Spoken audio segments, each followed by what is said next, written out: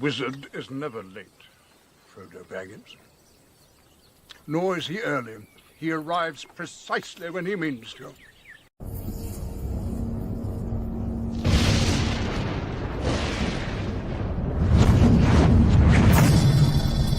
Behold the wizard. Beware his powers. Unspeakable powers. Here's the wizard. The mystical wizard.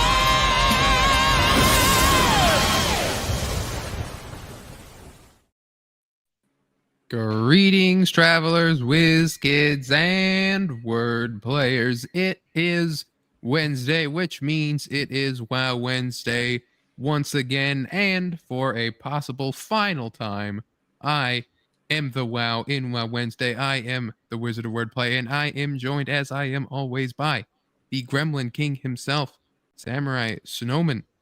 Hello, my friends. Glad the Jesker showed up in time. I'm glad to be here. Yeah. And arriving during the intro, as he always does, Jesker James. Tonight, on a very special season finale of WoW Wednesdays, Wizard says goodbye to his virginity. Oh, whoa! I'm on the, stream? That's the series finale. Oh shit! Spoilers. Pay extra for that. Yeah. But no, it is our last WoW Wednesday for our seasonal break. Who knows how long that break will last? If we get renewed at all, and we just are silently canceled, or they're like the network shoves us onto Nicktoons, and like no one watches us. You know, Depends on what happens with that virginity losing thing. Well, that's not really in the equation. I guess. That's gonna be the cliffhanger. Like that'll It be the almost season goes 2. in the hole, and it's like, oh. That'll be the season 2 stinger. Like, is it gonna happen? It'll be like, oh shit, what was it? I think it was season 7 of The Walking Dead. It's gonna be like Negan up there. It's gonna be like, you can cry, you can scream, hell, you're all gonna be doing that, and then it just cuts to black. Yeah. It'll just literally be like, it's like, I was like, okay, like this is it, and then I open the door, and then it's like cuts to black, and it's like, wait, what? Gotta wait. But saying hello to the chat, of course, we have Summer Swan, who's driving right now, so we'll be unable to chat for a while. And Notori fan is here. It's all over. Goodbye, friends. Says Notori It's all fan. over for now. Or for now, possibly ever. We don't know yet. So we'll see what happens. But anyway, Snowman, how was your week? It's been good, man. Just still getting stuff ready for the move. So I just gotta wait on a couple things still, and then just been drawing a bunch. Been a lazy couch potato mostly. Had a hot date today. Brag about it. Yeah, no, please brag about it. Yeah, she's pretty fucking cute. I need something to tap to. We need to live Sexy vicariously. Latina. Well, I mean you do have a type, so. Mm-hmm. But Jesker, what'd you do this week? Worked my ass off. Biggest sell of the year. Was tired as fuck. Did not stream or hop on the streams very much at all over the course of the last week. Nice. I also worked on Memorial Day, but you were the weekend before, most likely, right? Well, it was Memorial Day weekend. Yeah. The Saturday before Memorial Day. Yeah. I worked on the day itself. So. Fuck that. Yeah, and the day before. Fuck that. And the day itself. What and the then, fuck? What the fuck? No. Coming up after this weekend, starting Tuesday, I work 7 full days in a row, full time work. You need to quit. I just got it. I can't quit. As a male mean, prostitute, your hours are constantly changing. Yeah, it's true. That's It's that's hard to horrible. stick it in. It's hard to stick it into the envelopes, Oh, oh, I see what you did there. but I had to do it. Anyway, my week, of course, busy, working. Didn't do much drawing, but I did do some graphic design work. Of course, if you watch CG Church, you saw some of the stuff I did for Cynic and their gay little fan club they got over there. But It's very gay. It's only slightly. Yeah. And it was really all kind of what happened. Didn't really get to do much. Watched the season 2 finale of Last of Us, and having not seen much of the second, having not really seen the minutia of the second game, I was like, oh, this is pretty good. It's all right. And then from what I'm reading online, people were like, oh, they gutted the second game, like it was cut out a whole lot of stuff, and Ellie looked Good. weak and terrible. But even the stuff that's kind of was serviceable, it kind of had to happen. So it's like, I'll be interesting if I ever play it, be able to see how is this? So, are people saying they altered the second season from the second game? Not in any significant way for what people hated about it, right? So Joel obviously dies really early. All right, spoilers.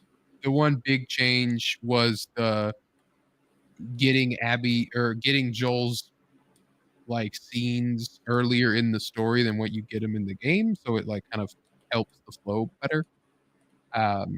Which was what it's okay, that's a pretty nice change. But then people are like, oh, what are they gonna do later on? The big thing what I'm seeing coming out of this now is that Ellie is weaker. There's no John Wick action scenes with her, even though there's behind the scenes footage of her doing stuff for one. They never do it where she's she's the season starts with her learning to do judo or whatever. She's putting a guy in a chokehold, or whatever, and then she she does do the chokehold later, but then that's the one time that she doesn't really get into a big scrap with anyone. And then one thing that happens is she gets a sniper rifle, and then to my knowledge, from what people pointed out, never used it for the rest of the show, rest of the season. So it's all right, that was pointless.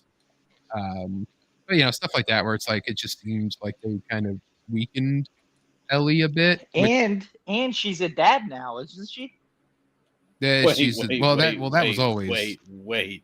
That was always the case. What? Yeah, Jessica, she's a dad. You didn't hear? Yeah. She grew a penis? No. No. She has woman parts, just her. but is also a dad. Yeah, it's just that she calls herself that after finding out that her girlfriend's pregnant, and so she's like, "I'm gonna be a dad," right? Oh my fucking Buddha! What the fuck? Welcome to the new world, man. No, it is a harmless throwaway line. It's so retarded. Yeah, because it's not delivered with it's not sincere. Is it played for comedy? No, yeah, it's played as a cute line that Ellie says. Okay, is it cute or is it played for comedy? Well, it could be played for comedy, it's the jokes at Ellie's expense. No. No. She's trying to be cute and it's a cute, lighthearted joke that she is saying. It's not necessarily comedy, but it's not serious. So it's not one of those things where we're supposed to be oh, isn't that silly? I guess I guess, but it's just mainly just in these progressive times. It's hard to tell. It's just trying to be serious, in my opinion. It's just a cute line, because the baby is not hers, it's Jesse's. It's very much it's not it's not trying to be you impregnated me. It's no, no. That's how I took it. Swear to God, if she grows a beard in season 3, I'm done. I'm actually on board if that happens. I want to see her transform into a full man and then a man zombie. But yeah, so I still kind of like it. we'll see how they, because maybe now it's at a point of like a writing perspective, like, and like as a writer watching it, where you're just kind of like, why does Wiz not have, is my profile picked up working? Yeah, you're I can see it. Oh, weird. Anyway, no, like as a writing perspective, you're just like, okay, how are you going to take what was people like hated with the second game, right? And how are you making it better? Because it's been looked at like, how do you make this kind of work and how do you make it better? And it can be done. So I was just like, okay, like let's see how they do it, and that's why I'm still watching it at least. And it still is like a good show, whether or not it will flow as a package altogether or as a good representation of the game. That remains to be seen. I mean, But, I like, hope as it's not a good representation of the game because the game is dog shit. Got him. Well, like 99% of Last of Us 2's problems was pacing, like the way that they shifts perspective halfway through the game. As a show, that is that's the moment where it ends, and you're like this show ends and it swaps perspectives to Abby. You're like, oh, cool. I'm seeing the picture where it doesn't look like I have a profile picture. So, Yeah, on my YouTube, on my TV. I don't. Yeah, you're missing a profile pic. Let me check on YouTube. I didn't Is it check on bad? YouTube. Some of the Let me people know. in chat. Cynic, I can't see yours like in the chat thing. Oh yeah, it's just blank. Is it back if I remove myself? No, but I mean, like we can hear you, but yeah, I mean, like I'm just saying it's weird that the profile pic's not working. I can try to swap it. Is that fixing? Are you the real wizard? I mean, it should be. It should be like, I don't know why now of all days it just decides not to work. It's all been a failure. It's fixed. It's fixed. It's okay. Oh, you're back. It's back. Yeah. Ruby says that. Hello, Ruby. Hello, Preston. Hi, guys. Yeah, you're good. You're good. But anyway, yeah. So Last of Us 2, we'll see. We'll see if they keep it going. I know that the people who don't know about the games are liking it because, like I said, I watch reactors in my spare time, watch shows for the first time, and they're still enjoying it. So, but yeah, I think that's, and of course, gearing up for this move, doing that. I'll be moving this weekend, so I kind of gotta basically after the show's over, I'll just this week just packing up everything. I was gonna maybe stream on Saturday to do the new Rivals content, but I don't think I'll be able to, so I'll just just not do it.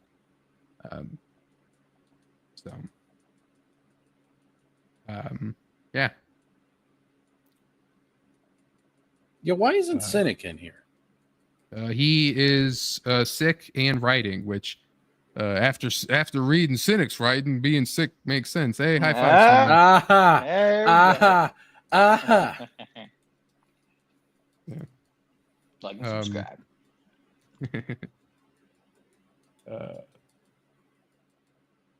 He's got the AIDS. Anyway, We have a full show as we I want to clear out all of my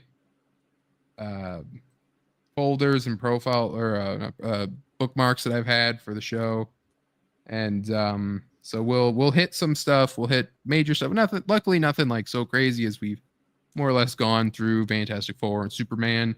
Now it's basically those movies just got to come out, and then we'll probably come back to do like just a stream about that only. If we don't come back to doing the weekly nerd show on Wednesday, I don't know yet. That remains to be seen. But We also still got to do our Night Rain playthrough. we got the Night Rain. The night. We got to do at least one stream of it for like a couple hours. We'll see what happens with that. So anyway, everyone give a stream a like, or don't. It won't matter because we're done after this one. So For now. Really do whatever you want, or ever. I'm just saying. For now. Anyway, speaking of things that are done possibly forever, we kind of touched on it before, but I didn't expect it. Like when it was announced, we touched on it. I didn't expect it to just become like the shit show that it has been. But Bungie's like extraction shooter, I believe, marathon. I thought we were gonna. Yeah, I swear to God, Wizard. I thought you were about to bring up the Harry Potter series. That was boy. Oh, don't worry. Don't you worry, Jesker. It's on the list. It's on the list. Gross. Anyway, Marathon is under out? fire it's under fire for stealing this artist's entire catalog of assets and putting them all over every single texture of the game. Wow. So this guy, Ant Skriel, it's leet speak. Tory fan says retiring at the top of your game. Respect. Yeah, it's gotta get out. I was at 126 subscribers and I dropped to 125. Then I went up to 126 and I dropped to 125. And I went up to 126 again, dropped to 125. So, you know. That was just cynic. Anyway, so the Marathon Alpha released recently, and its environments are covered with assets lifted from poster designs I made in 2017. Bungie's, of course, now obligated to hire me when making a game that draws overwhelming from the same design language I have refined for the last decade, but clearly my work was good enough to pillage for ideas and plaster all over the game without pay or attribution. So basically what this points out is that there's every single one of these kind of futuristic cyberpunky things is this Ant Reel made, and this flavor text about LF with lines and stuff where just is on guns, it's on shipping containers, it's on random stuff like that. He had a lot more examples here's these symbols down here, they're kind of small, just laid out in the exact same order, the exact same symbols, no change, these random triangle things posted everywhere. And Grumpy says, I'm late. Well, actually, Grumpy, we were late. So you're actually only late by 20 minutes. So, Hail, Grumpy. But it's really with it, one of the big damning pieces of evidence was that he randomly had a Discord message last year where he said, I had loss in one of my designs 6 years ago and nobody noticed. And so literally they posted in Marathon is the loss shit post that this guy just threw into his textures one day because he was bored. And it's because they just literally lifted everything. It's this loss meme is inside of the thing. So, but anyway, yeah, so there's stuff with that. And then basically what happened with Marathon and Bungie, right, is Bungie is going to be bought by Sony. They're on track to be bought by Sony right now. Oh, so they're in the same boat as Square Enix, probably. Enix. But they're also gutting the whole studio basically, and they also fired their legal team. They laid off their legal team, so there's no one to pay this man any money because no one works there. There's no one to take any of the litigation that the guy could serve against because no lawyer works there. The idea is that they are going to possibly just release the game and then get to the point where they're going to be bought by Sony, and then everyone can just back out with all their money and leave. Just trying to pull a fast one. Sons of bitches. They're just phoning it in. They did release a statement. We immediately investigated concern regarding unauthorized use of an artist decals in Marathon and confirmed that a former Bungie artist included these in a texture sheet that was ultimately used in game. This issue was unknown by our existing art team. We are still reviewing how the oversight occurred. Take matters very seriously. We've reached out to discuss the issue. As a matter of policy, we don't use the work of artists without their permission. Blah, blah, blah. And a funny thing is with Bungie, you can look up Bungie's history of plagiarism, and Bungie just has history of just stealing things from other people, including like fan art used in like official artwork things and stuff like that. Really? Never heard that. So yeah, so it's just like I saw a screen cap that looked like it was from Wikipedia, but I can't find the actual source of it. But Well, I mean, there even was fucking its main protagonist, fucking Master Chief, is almost exactly like the Doom guy. well, Is he? Look at the Doom guy. He's all green, like Space Marine armor with the helmet and the yellow visor. He's just like he's kind of just like no, Doom Guy doesn't have no yellow visor. Hold up. Wait. Yeah, he does, bro. Wait. No, he does not. I'm getting Mandela affected. Let me look up Doom Guy. Trying to see if there was. I mean, If you can't look at 2016 Doom because that was obviously influenced by me. yeah, that's yeah. I feel like Jamie's also here. the new one, yeah. Well, But, not like- that can't happen because that one was influenced by Yeah. But the Halo. OG design, I'm not seeing it. I'm just trying to throw shit out there because I'd like to know But, what kind of so- instances of plagiarism. The There best is. part of the story, see if I can find it. Best part of the story is that while this happened, while this whole news was coming out, they were going to do a stream going over the game and talking about the art direction and everything like that, right? Mm-hmm. So they had the art director like go live on the stream, and the whole chat is spamming a plagiarism will make me god or whatever, which is a reference to a Destiny line. And so literally like Excuse me. the guy has to go on and give this whole speech about how like they didn't mean to do it, and that it was a former employee that did it, and then he's no longer with the company, which is apparently they're always like their line they say that's just like a lie basically.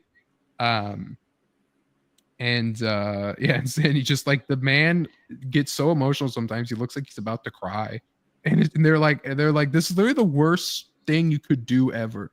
Like the guy, like this guy didn't do it. It was just some other guy that did it, or it's some art team or whoever it was. But he's just the director. He doesn't know. But like, just do the tweet and just cancel the stream. Don't like make the guy go on there and explain the whole situation. And so yeah, so basically the idea is that they have to change every single texture in the entire game because they have to comb through every single one. Because if they stole this guy's, they may have stole some other people's too.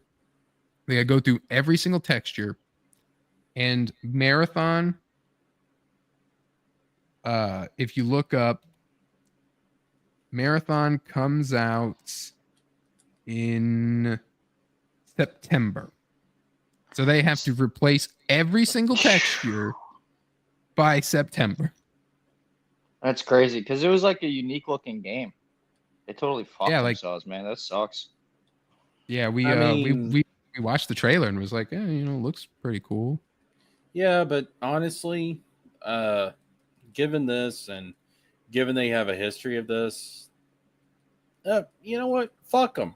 Yeah, time to hang Right. up then, jerks. I would like to see what other instances of plagiarism people are You know, talking Yeah, about. there was These mainly like it bastards- was Destiny. I saw. Yeah, you know what? Let them get bought out. Fuck them. Yeah, so and this is rumored Marathon delay likely as Sony has reportedly canceled all paid marketing plans for the game. Sony might just be like, you know what, just gut it. It's over. Like we'll merge you with the company. We'll axe everybody, or like we'll shut down the whole studio and you guys can get working with other companies or whatever inside. But and it's like also people are spamming during that live stream, they're spamming Concord 2. Like just being like so Roy Jean's also here. Hello. Elroy. We have 12 people watching on YouTube. Don't forget to hit the like button and subscribe. Blowing up, Yeah, baby. 'cause Literally blowing up because we won't will be here anymore. probably be streaming again. So, um, but Chat, I will drag his ass back to the internet if I have to. well, for a little while, I won't have internet, so there'll be that. But anyway, yeah. So that's Hey, marathon. you know what? Life finds a way. To be two. We'll just have like a female and a female, like Wi-Fi or like Ethernet cable. No, just somehow like You'll have a router, and you'll have a modem, or no, you'll have two modems, and then one of them's magically going to transform into a router. Yep, it'll there be you a go. dad. it'll be like Ellie. Yeah, I'm a dad now. The year of Jesker streaming. Well, let's listen. Let's not get too crazy. Jesker's come on, back, baby. Jesker we're gonna Christ talk- returns. That's right, baby. JJ Not Wednesdays. crazy. Let's go. Anyway, more onto we'll hit this one because we were talking about it earlier. But Naughty Dog confirmed that they're working on a second game alongside that intergalactic game that they showed off, and Neil Druckmann is producing it. Last of Us 3. And people are saying Last of Us 3. I mean, It's if you a new want to, shtick, right? I mean, if you want to think about it, Last of Us 3 is at least like, well, this is their new shtick right here. This game. Right. But, the Last of Us- remastered Last of Us 2 remastered edition, remastered part 7 remastered. Well, that's like it's not an Yeah, impossible definitive. thing for them to make a Last of Us movie or Last of Us show the game.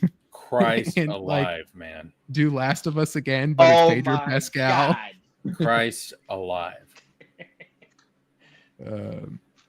Dad's JJ. everywhere. JJ Twink is here to rock. It starts June. Jake's- That is true. You got to take over June. Jesker June. Yeah, Jesker June. Let's Dude, that's his porn go. star name. Let's go, Jesker Jesker June. Let's go, baby. Let's do it. We going raw and uncut. You know what I'm saying? But yeah, so I mean, I don't know what Neil Druckmann's got going on that they can do 2 games. I mean, like, sure. I feel like they're gonna do something with Last of Us just because of how popular the show is, and the franchise is done after 2. It's like, okay, like you gotta do something. Oh, that's another thing that goes into the Bungie story. So Sony wanted to do all these live service games. So they actually hired the head of Bungie as a consultant on live service games because Destiny made like a bunch of money.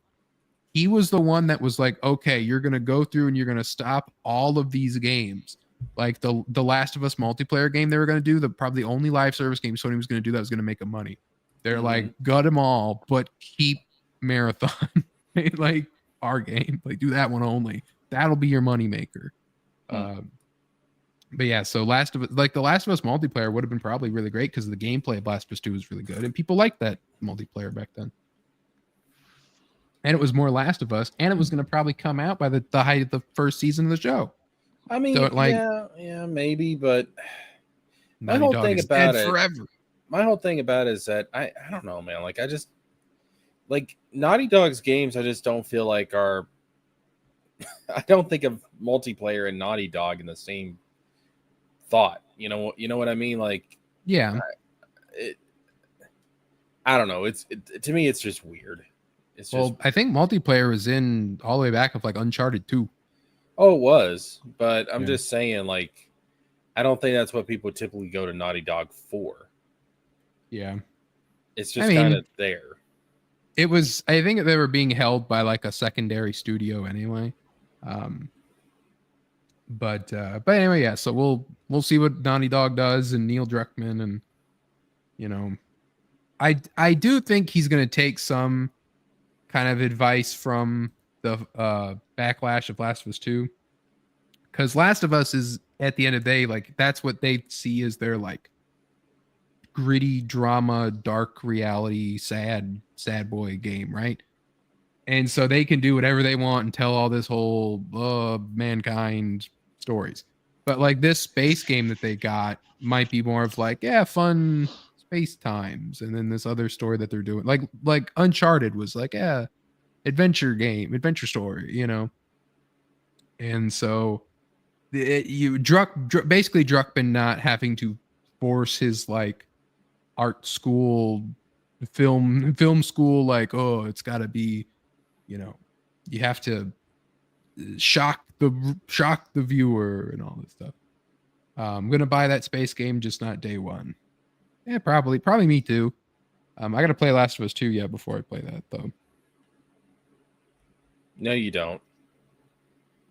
I watching that season 2, I'm like, I don't want to play Last of Us 2, at least gameplay wise, like just for the gameplay. Because the story I don't give a shit about. Last of Us 1 is a great story, and to me, in my mind, it's always ended there. Like anything that happened in Last of Us 2, I didn't give a shit about. I'm like, yeah, whatever. But gameplay wise, like I want to play for the gameplay. I'm trying to save you some punishment, man. Don't do it. I mean, like, what is no? Like, have you played it? Dude, I've told this story before.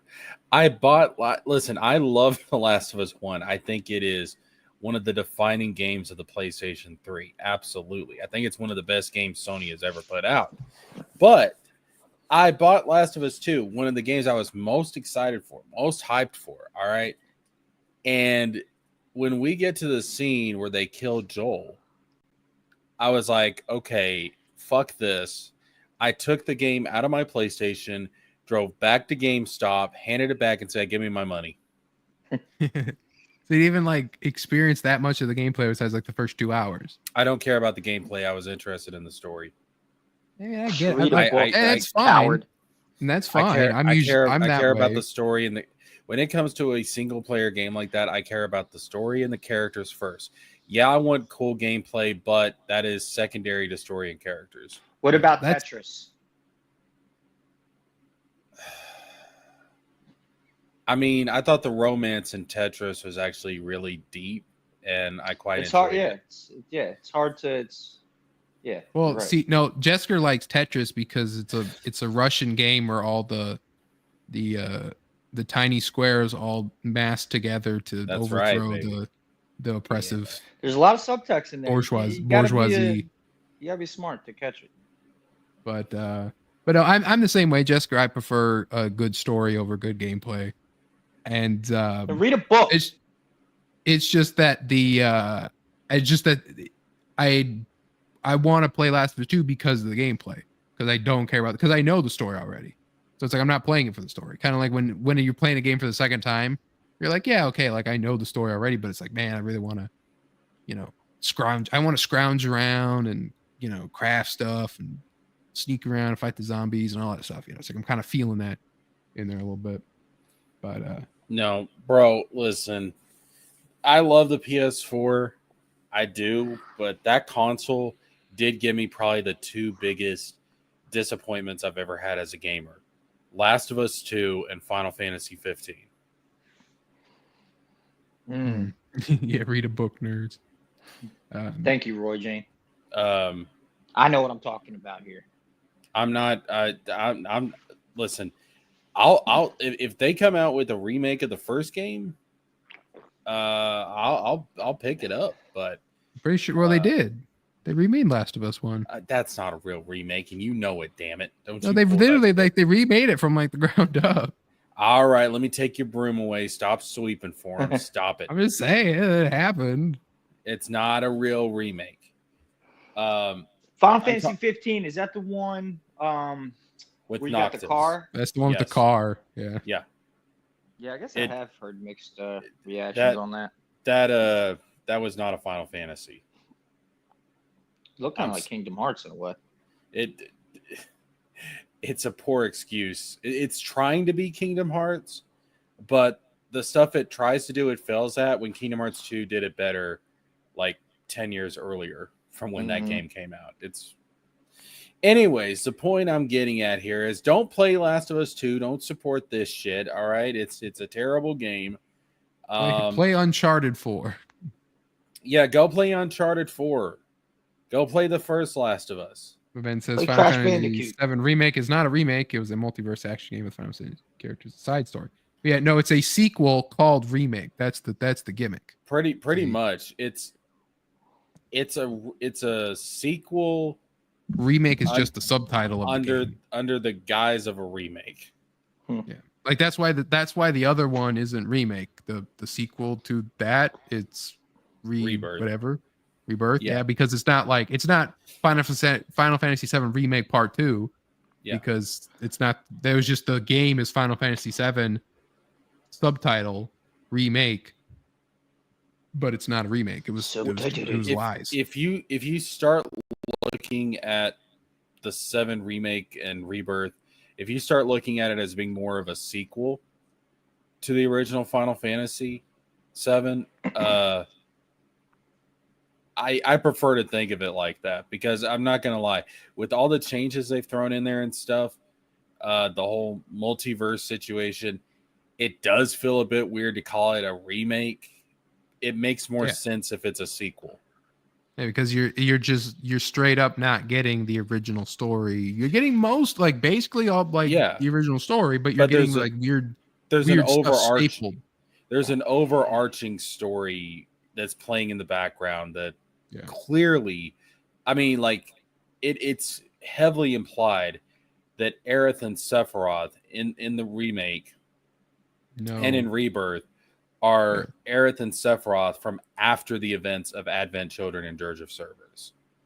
Yeah, it's some wild stuff. Yeah. And I've seen a lot of cool theories. I mean, that's what I look at it. It is pretty much it's a sequel. It's a sequel. Yeah. I mean, that's what it is. It's easier to swallow that way, and it's enjoyable if you look at it from that lens. I started Final Fantasy VII with the remake. Didn't finish it all the way. I stopped right before the Sephiroth fight. Yeah, you need to go back and play the original first. Yeah, it was on my list to do that, and then they took it off of the PlayStation Plus catalog thing. I was gonna play 7 and 8 because I was like, the Kingdom Hearts people. They gave the people from Kingdom Hearts their own game. Awesome. I know, crazy, isn't it? Yeah. But no, listen, if for anybody out there that's new to Final Fantasy, go play the original 7 before you play the remake stuff, because I wouldn't say that remake is a good way to get into that particular universe, because it is pretty much a sequel to a lot of the Final Fantasy VII stuff that came before. Plus, remake also, even as like gameplay as it being what it is, you're kind of expected. It's like you need to be like in awe of the fact that you're at this, say you're in the same place as you were in that old game, right? Like you can finally walk around Midgar or whatever, right? Like you can look and you can see everything, like, what I mean? Like how it's like, wow, we're here in this spot from this game, before. Like if you just start with it, you're like, yeah, it's a video game. All games do this now, right? Mm-hmm. Yeah. Oh, dude, as somebody that played the OG 7, and now I when I played remake, I had those moments. I'm like, oh my God, look at how they recreated this from the original. This is amazing. Like, I had those reactions. Mm-hmm. Because I mean, it's good. But again, I've stopped in my mind mentally. I have stopped myself from looking at it as a remake of that PS1 game. It is remaking elements of that PS1 game, but the overarching meta narrative is a sequel. Yeah. But tell you another game that I still got to play. And that's Cyberpunk. As Cyberpunk 2 has officially entered pre-production. Oh, really? And CD Projekt Red has confirmed, and it will be called Cyberpunk 2 for now, or that's just what they're going to call it. I wish they'd make it first and third person. I could see them maybe doing that. They added that feature to Oblivion, didn't they? Well, you could do that in Skyrim and Oblivion originally. I'm pretty sure. I'm pretty sure third person wasn't in. It's in Skyrim, but nah, you could definitely do it in Oblivion. I would have never got the game if you couldn't have. I thought that they Google it. Jamie, pull that up. No, there was some. I was watching a thing about the changes, and I was trying to think if there was some gimmick. They maybe like combat was like changed for third really person hard like to completely. Tell what the changes were. Yeah, but anyway, yeah. So Cyberpunk 2, really, it's like the comeback story, right? With like with Cyberpunk coming out in that the state that it was and that rough launch, and it was the laughing stock, and it just pulled itself back and it Came fixed back hard. all the stuff, and I'm legitimately it's like- surprised it's getting it's a like, sequel because of all I that mean- controversy and how poor it did at launch, all the complaints and stuff. I'm actually legitimately shocked it's getting a sequel. I think mainly its problem was it was just rushed. But with some, if they already built everything more or less, and they're just going to take some, they just got to take more time with it. 90% of the assets just be transferred over. I know a lot of people after that rush launch, though, they didn't come back to the game even after they fixed stuff. Yeah, well, But some people did.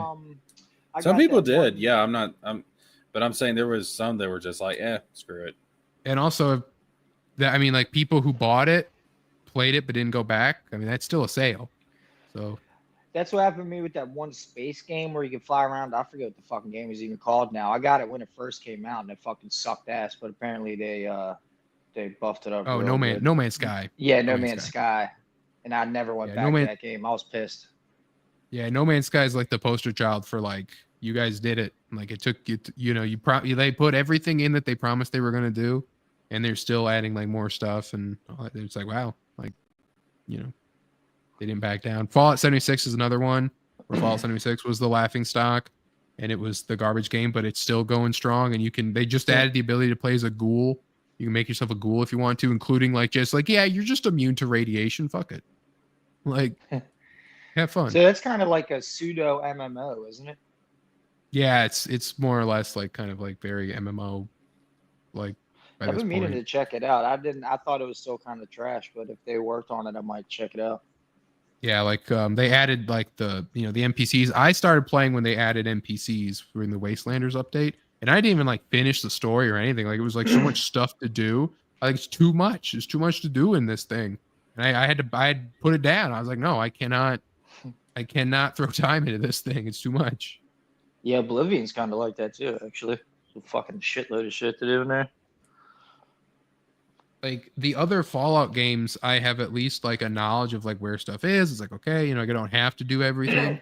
But like I was playing Fallout 76 more or less blind, and it's just like, man, like it's just fun to just play a big Fallout with like a big map of just stuff to do, and you're by yourself, and all this stuff. And it was just, but I was like, I just had to put it down. Like even like you can they team added up like with other people, right? Yeah, you can team up with other people if you want. You fight other people, right? You can fight other people if you want. Check that shit out, dude. PvP's not like completely free. Like I think you have to like turn it on, but like if you shoot a guy, it like initiates like a challenge, if I remember correctly. Like it's not like there's a few MMOs are like that actually. Yeah, it's not like you like instantly kill the guy and can loot his stuff. But my favorite thing was you could set up your base along the road, and then you could have your little store. They added a store system where you can set whatever you wanted. PvP servers and PvE and like a combination of both servers. I think they have by this point. I think they have like the area where you go and just do it or whatever. I don't know. But, anybody can get wrecked no matter what. Yeah. Or something. But but no, I would just make like a little vending machine that people could buy stuff, and that was always fun. You'd be like, yeah, here's some extra. Here's like low level weapons, and you put it in the starting area so that new players could grab it. And then there was a punch bowl that you could make that was like. The idea was that it was like potent moonshine, whenever they drink it, and then they'd pass out. So they'd wake up on some random part of the map. So it was really fun to get like new players to drink it. Done that in real life, just like you could see them slowly fade away, and it's like, all right, bye. Like I don't know where you're gonna go. But yeah, it was a fun game. I wish I had more time to like really play it, but yeah.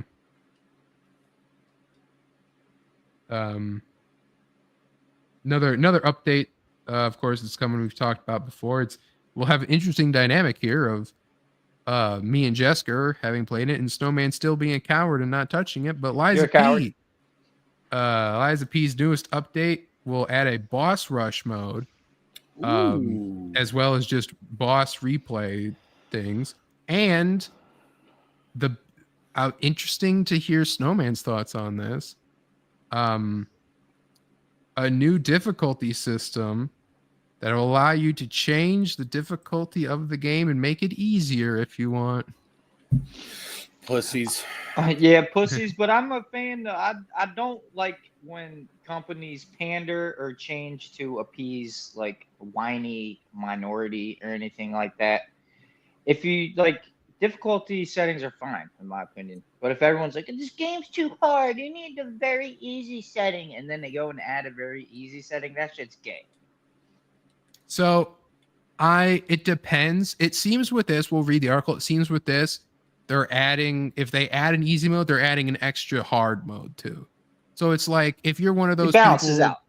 yeah, like if you want the challenge, like, hey, here's your challenge, you know, it's there.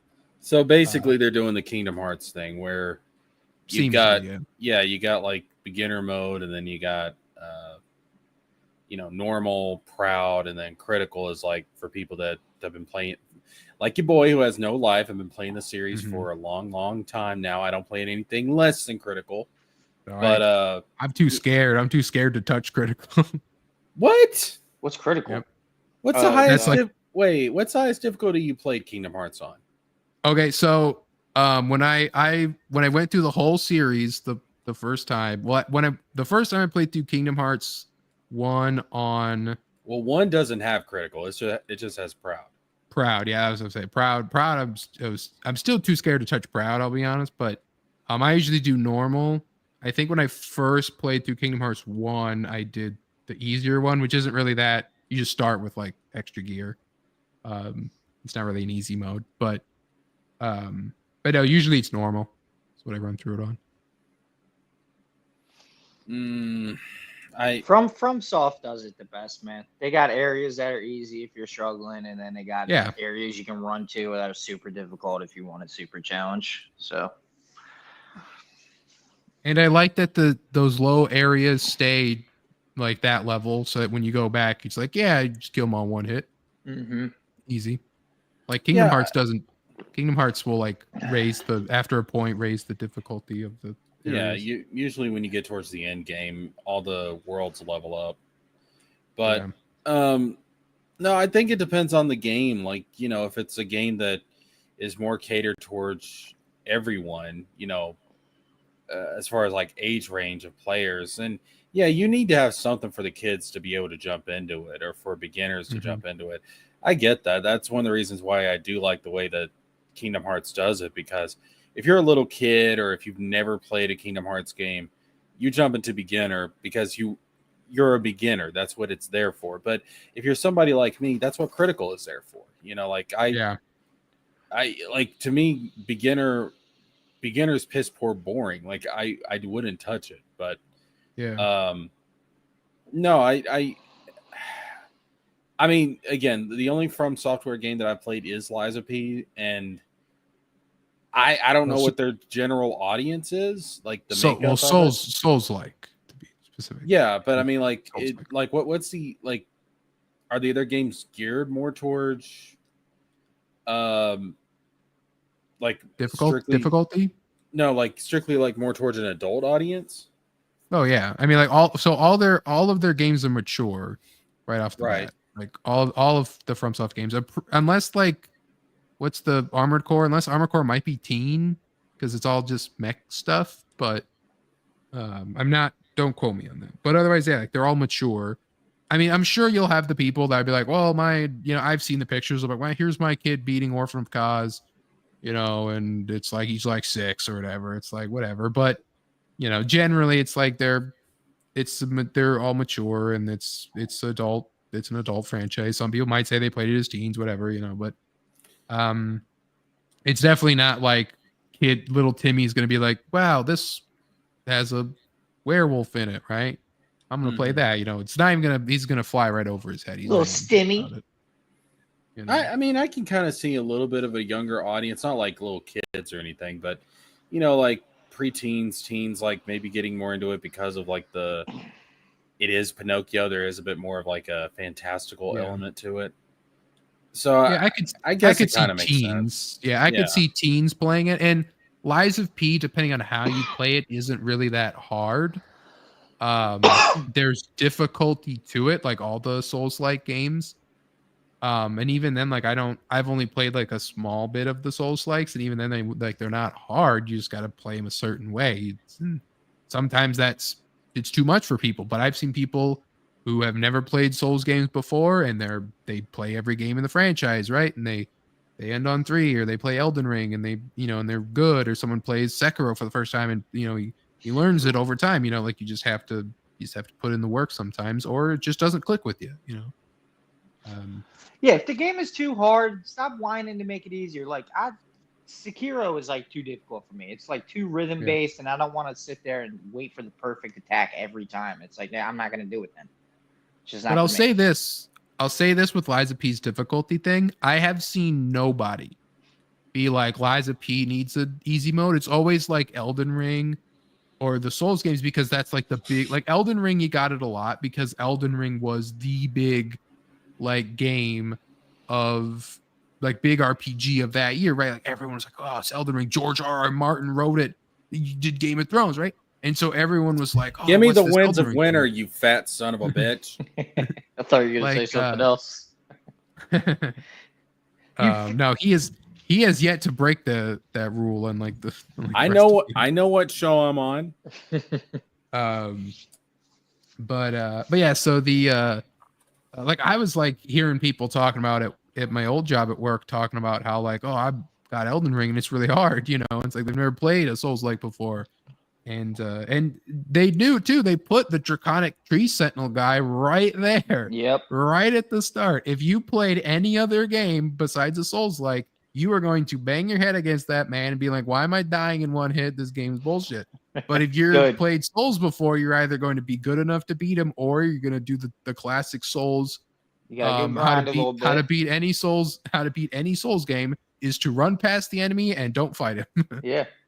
Like, just run past the enemy, unlock the bonfire, and ignore him. Run away. Yeah, you don't even need to kill Run him away. Ever. No. I mean, again, like I don't have a comparison because again, Liza P's is the only From Software game that I've played, but it's not a FromSoft game. It's a Souls like. FromSoft is the studio. FromSoft is your Square Enix. Whatever. No. Your Souls like is your JRPG. Great Square Enix game, you'd hate that. It's the only game in that genre that I've played. Souls like, all right. Souls like. So I don't have a comparison, but was the game difficult, challenging? Yes. Was it too challenging, too difficult to where I was getting frustrated? No. I got frustrated at Luxasia though. I'll say that. Luxasia is still a bitch. Oh, I had my moments, but overall I don't think the game was, have you ever played Ninja Gaiden, Jesker? No, I have not. Those games are crazy difficult. Yeah, I've heard that they're ridiculous. So, anyway, so players will be able to progress through 5 tiers of difficulty. This is for the boss rush. Initially, the bosses can be played on tiers 1, 2, and 3, with tiers 4 and 5 only being unlocked when a player completes the previous level. Bosses in the Battle Memories mode will also have unique stats that change based on the tier. Liza P Overture will also introduce Death March, a new mode that will see players attempt to take down as many bosses as they can using a limited pool of health and items. There'll be bespoke rewards for both of those modes. However, those haven't yet been announced. So yeah, for the replay battle memory thing, you'll be like, okay, I want to play through Champion Victor again, right? Beat him in tier 1, tier 2 is a little tougher, tier 3, tier 4, tier 5. And it seems to be there might even just changes to unique stats that change based on the tier. So maybe it could be something that's like he's faster, the timing's different, right? Because that'll be fucked if the timing changes. It'd be good for these people who really want to master this game, but like the mastering the game is the timing, right? So it's like also he's going to do more damage and the timing is different on tier 5. So that can be pretty crazy. So like imagine like even like Kingdom Hearts, like they'll have your data battles, but if you could like increase the difficulty and also just like it's like 2 times faster, like it'd be you'd have some fun with the challenge, but it would be hell. Yeah, I mean, Crazy. I mean, usually with that, I mean, it's just, I mean, like, critical mode is literally like Sora has half as much HP, does half as much damage, and the boss, the enemies, they do pretty much twice as Double. much damage. Yeah. I mean that's critical mode. As far as like the AI and like how things react, that doesn't change on any of the modes. It's the same all the way through. Yeah. A sequel to Lies of P is currently in development, and Lies of P Overture serves as a great intermission between those two acts. You start the game in a zoo. This is what has been revealed already. So the zoo is a great location for an expansion and extremely well designed. New addition to the enemy roster will give players dozens of new patterns to learn and attacks to dodge. The difficulty system is perhaps the most interesting addition to the whole package, and one that has the potential to bring new audience to the beloved genre. At the same time, the harder difficulty levels of the new Battle Memories mode will give players a chance to sharpen their skills. Or the full sequels of Game Wars. Okay, so the new difficulty is just make the game easier. It's the battle memories and boss rush that you can make harder, or actually just the battle memories that you can make harder, and that's it. So it is really just adding an easy mode to the game, which I know people were sort of upset with it, but at the same time, it's not a FromSoft game. FromSoft did it. I'd be like, okay, like don't do that FromSoft. That's against your whole thing. Neo is doing it. It's like, okay, like you're a small company, right? You need as many people who can throw money at your game to make the next one better, right? It's not that bad. I wish they wouldn't have, but what are you gonna do? I mean, I don't really have a problem with it, honestly. As long as, you know, you leave the normal challenge intact for people that want it. If they want to throw in an easy mode, I mean, to hell with it. It's not like I have to play it. Yeah. That was always my kind of thought with the whole you know, the thing with that was the easy mode in Souls games where it's like, yeah, like it's not like it's the default. The game is just now easier. Yeah. I will forever respect the fuck out of FromSoft, even before they refused to change any kind of difficulty setting on Elden Ring, because they were like getting like heavily pressured to change it. Yeah, like all the journalists were like, it's too hard. Well, then the game's not for you. Then they turned and turned around and made the DLC boss the hardest boss in the entire franchise. Yeah, their entire catalog history. Dude, I haven't even been able to get through it. I can't. I gave up. You guys were there. You guys were there when I was running through every single boss in the group chat. I was putting like, oh, beat that one, beat that one, beat that one. I'm gonna find one too hard. I'm not doing it. Like, dude, were you? I was trying to do it without using like the special buff that area gives you. Were you using like those buffs? I was using the buffs, but I didn't go and collect all of them. I had, I think, like 17 out of like 20 or 30, however there are. But dude, I was like, I'm like level 300 something, and I still couldn't get through it without the buffs. And I was like, I'm not a bitch, but I am a bitch. Yeah. There's also it's not like I'm not like at an easy mode, but I'm like, you may have gone too far in a few places. It's more, I'm like, it was a little egregious. It's like, I wish it could have made it to where like, you know, I'm a bitch. No, I'm glad they did it that way. I'll admit it. Yeah, just like, hey, you know what? Flawless game design, and even I suck. Better than the original. Skill issue on myself. But no, so that was like, that's still like the only final boss that of the Souls games I have played that I have not beaten. Like the only boss really that I haven't beaten besides I didn't beat Lawrence in the Bloodborne DLC because I forgot he existed. But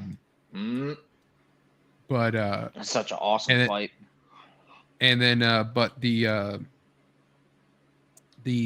that final boss in Elden Ring DLC, I'm like, I can't do it. It's too hard. I haven't even got that far, dude. Yeah. I forget where I fucking got in that shit. But did you ever play Dark Souls 3? Yeah. I beat every single boss in Dark Souls 3. No way. You beat Midir? Yeah. Damn. Midir took me a long ass time, but I beat him. Did you solo him? Believe so. Liar. Because when I would have to see, I don't know if I would have to pull up my PS4 for that. Remind me after I move. But I I know I screenshot it. I don't That's know if too I many recorded words, it. man. I ain't reading all that. But I always screenshot the enemy or like the enemy felt. I know I summoned for Midir, but I don't think I beat him with summons. I think we all just died still. He's and a bit. eventually, you have to totally. He's like the one boss you have to memorize like everything completely. Do you know the trick for when the fight starts? The fun thing you can do. So when you fall down, as Big Pick, don't move. Stand there. You can literally also just do the gesture to just sit down. And his first like flurry of attacks will miss you completely, and then you're literally right on top of him. And then, or he's right on top of you, and his head is just right there, and so you can get like free swings on his head, which is where he takes the most damage. Okay. And so it's like basically it's a fun thing to do. Just start the fight. You just literally just don't move, and he's just like, like, because he's blind too, so he can't even see you. He's actually probably one of the few bosses I did solo in that game. I fucking summoned the shit out of that game. That one was hard. See, I never could get really summons like people who would come over because most people are just so high level that they just aren't available. And so I just was like, I would try to, but I was just like, I'm just gonna do it myself, And if I did, it was like NPCs, like for Sister Frida in the Painted World DLC, you have to summon Gale for the like the gravitas of the fight at the end of the other DLC, right? It's like, yeah, you could solo it, but it's like it fits if you're like wanting to make a story with your character and for yourself, you got to summon him because it's also cool because he shows up in the second phase, and then it's like, yeah, Gale, let's do it. And then when you fight him later, it's like, no, Gale. Cynic says he cheesed Midir but did solo him. Nah, I got a 15-minute. It's 15 minutes it took me on fucking my one shot. I got a video on my YouTube. This shit was rough, dude. I wish I would have saved the footage of me beating Orphan on the first try. That would have been nice. That took me forever. Grumpy, I wish there was. They did make more games and more like futuristic RPGs other than medieval shit all the time. Yeah, which I mean, they might. We don't know. I mean, there was a futuristic RPG. It was called Final Fantasy 13, and everybody hated it. Slave Knight Gale took me that's damn near 50 because tries. Yeah, Gale was a bitch, but yeah, 13 because it was basically an on-rails shooter. That game fucking pissed me off, dude. I love that game. 13, you're crazy with lightning, right? Nope. Yeah, I love it. But you hate 15? You like I despise 15. You got it backwards. No. 15's not. Listen, man. 15's not a Final Fantasy game. It's not. Where's my fucking changeable party members? All right, where's my changeable party members? That doesn't exist. Oh, it's got this in that game. It's got this big ass open world, and it's filled with nothing. Yeah, I never played it. I've heard mixed reviews about it. It's soulless, big ass world, nothing to do in it. Oh, look at how big the world is! Ain't that impressive? You can go almost anywhere. Isn't that impressive? But what am I gonna do when I get there? Nothing. You can collect chocobo feathers. Fuck you and your chocobo feathers. You can choke on a chocobo. Hey, this is one thing I do know. You collect all the feathers, you give them to your mom, and you get the cloak of the. Is this true? What are you talking about? No, it's family cloak of Asphodor. Yeah, you get the auditory cloak to wear over your shoulder. It lessens your defense by 900. Wait, are we talking about? Wait. Yeah, man. What are we talking about? You played it. You got it. Assassin's Creed 2. You collect all the feathers. Oh, I thought we were talking about Final Fantasy 15. No, I know. I was just you're just talking about what feathers. The fuck? When did this happen? The first one. I was hoping someone would pick up on it. Doesn't matter. Anyway, but no, the and like Cynic's saying he's never gonna fight Gale again. Like, yeah, I'll probably never fight Orphan again. Just because Orphan's fun once you get his like moves down though, and he's not as hard. Like once you beat him, he's kind of like easy again. Well, it's just mainly like I don't want to die to Orphan, right? Yeah. I never died the orphan. I don't want to die the orphan just because I want to be like, I fought orphan once, I beat him once, 100%. Yeah, like no, never died. Anyway. Oh, but, Roy Jane says you can spread the word of Kingdom Hearts 4 in Final Fantasy 15's open world. You can preach it with your chest. You can be like, you don't understand this. This game was supposed to be a game called Final Fantasy Versus 13. Well, I mean, to be fair, a lot of Versus 13's being reincorporated into Kingdom Hearts 4. And so you can tell everyone. You can tell Noctis, and that's all I know of people. Noctis, you ain't the real Noctis. Pulls up a picture of Yuzora. This is the real Noctis. You think Noctis is gonna be in Kingdom Hearts at all? No, because Yuzora is basically the rebirth of his original idea for Noctis. What if they do there's that one, the Matthew Broderick Godzilla movie? Yeah. So that Japan made a Godzilla movie shortly after that, where the actual Godzilla kills that fake Godzilla. So like, what if Nomura has Yuzora kill Noctis? I ain't against it. Did you ever play the MMO, the Final Fantasy MMO, Jessica? Which one? There's 2. Oh, is there 2? Yeah, 11 was an MMO, and then 14's an MMO. Oh shit! I want to check one of them out. Did you play any of them? No, I'm not an MMO guy. Yeah, they're an acquired taste. They're like too big. Swan asked if she should see Thunderbolts. I've already told her like it'd be interesting if she did, having not really been catching up with all of them. But it's also like you don't have to. But I still want to see it. I'm probably just gonna wait for that to come out though on like streaming. Yeah, it's not a bad like streaming only movie if you're not 100% sold on it. But anyway, one movie that we'll have to wait on to come out in the MCU is Avengers Doomsday, as it has been delayed. Yeah, boy, here we go. December 18th, 2026. That can mean good things though. Yeah. Well, they had just started filming it, and originally it was gonna come out like in like a couple of months or something. It was coming out in the fall or something like that. And everyone was like, that ain't no way. Like, wait, it was supposed to come out in the fall? I can't remember what the original release date was. But it was like this year. That shit was never gonna happen. No. So no, that would have been way too soon to just introduce Doctor Doom. So is this gonna be like fucking an Ultron type banger? Because they built up to Ultron too, didn't they? They got to at least build up to Doom. Did they build up to Ultron? Actually, no. I don't think so. You're right. No, they didn't. They didn't actually. So it was gonna come out. It was gonna come out May 1st, 2026, but it was delayed later that year. So it was gonna be a year from now, basically. Okay, yeah. Now May 2026 makes sense, but no, the idea of it coming out this fall. No, I was misremembering. Okay.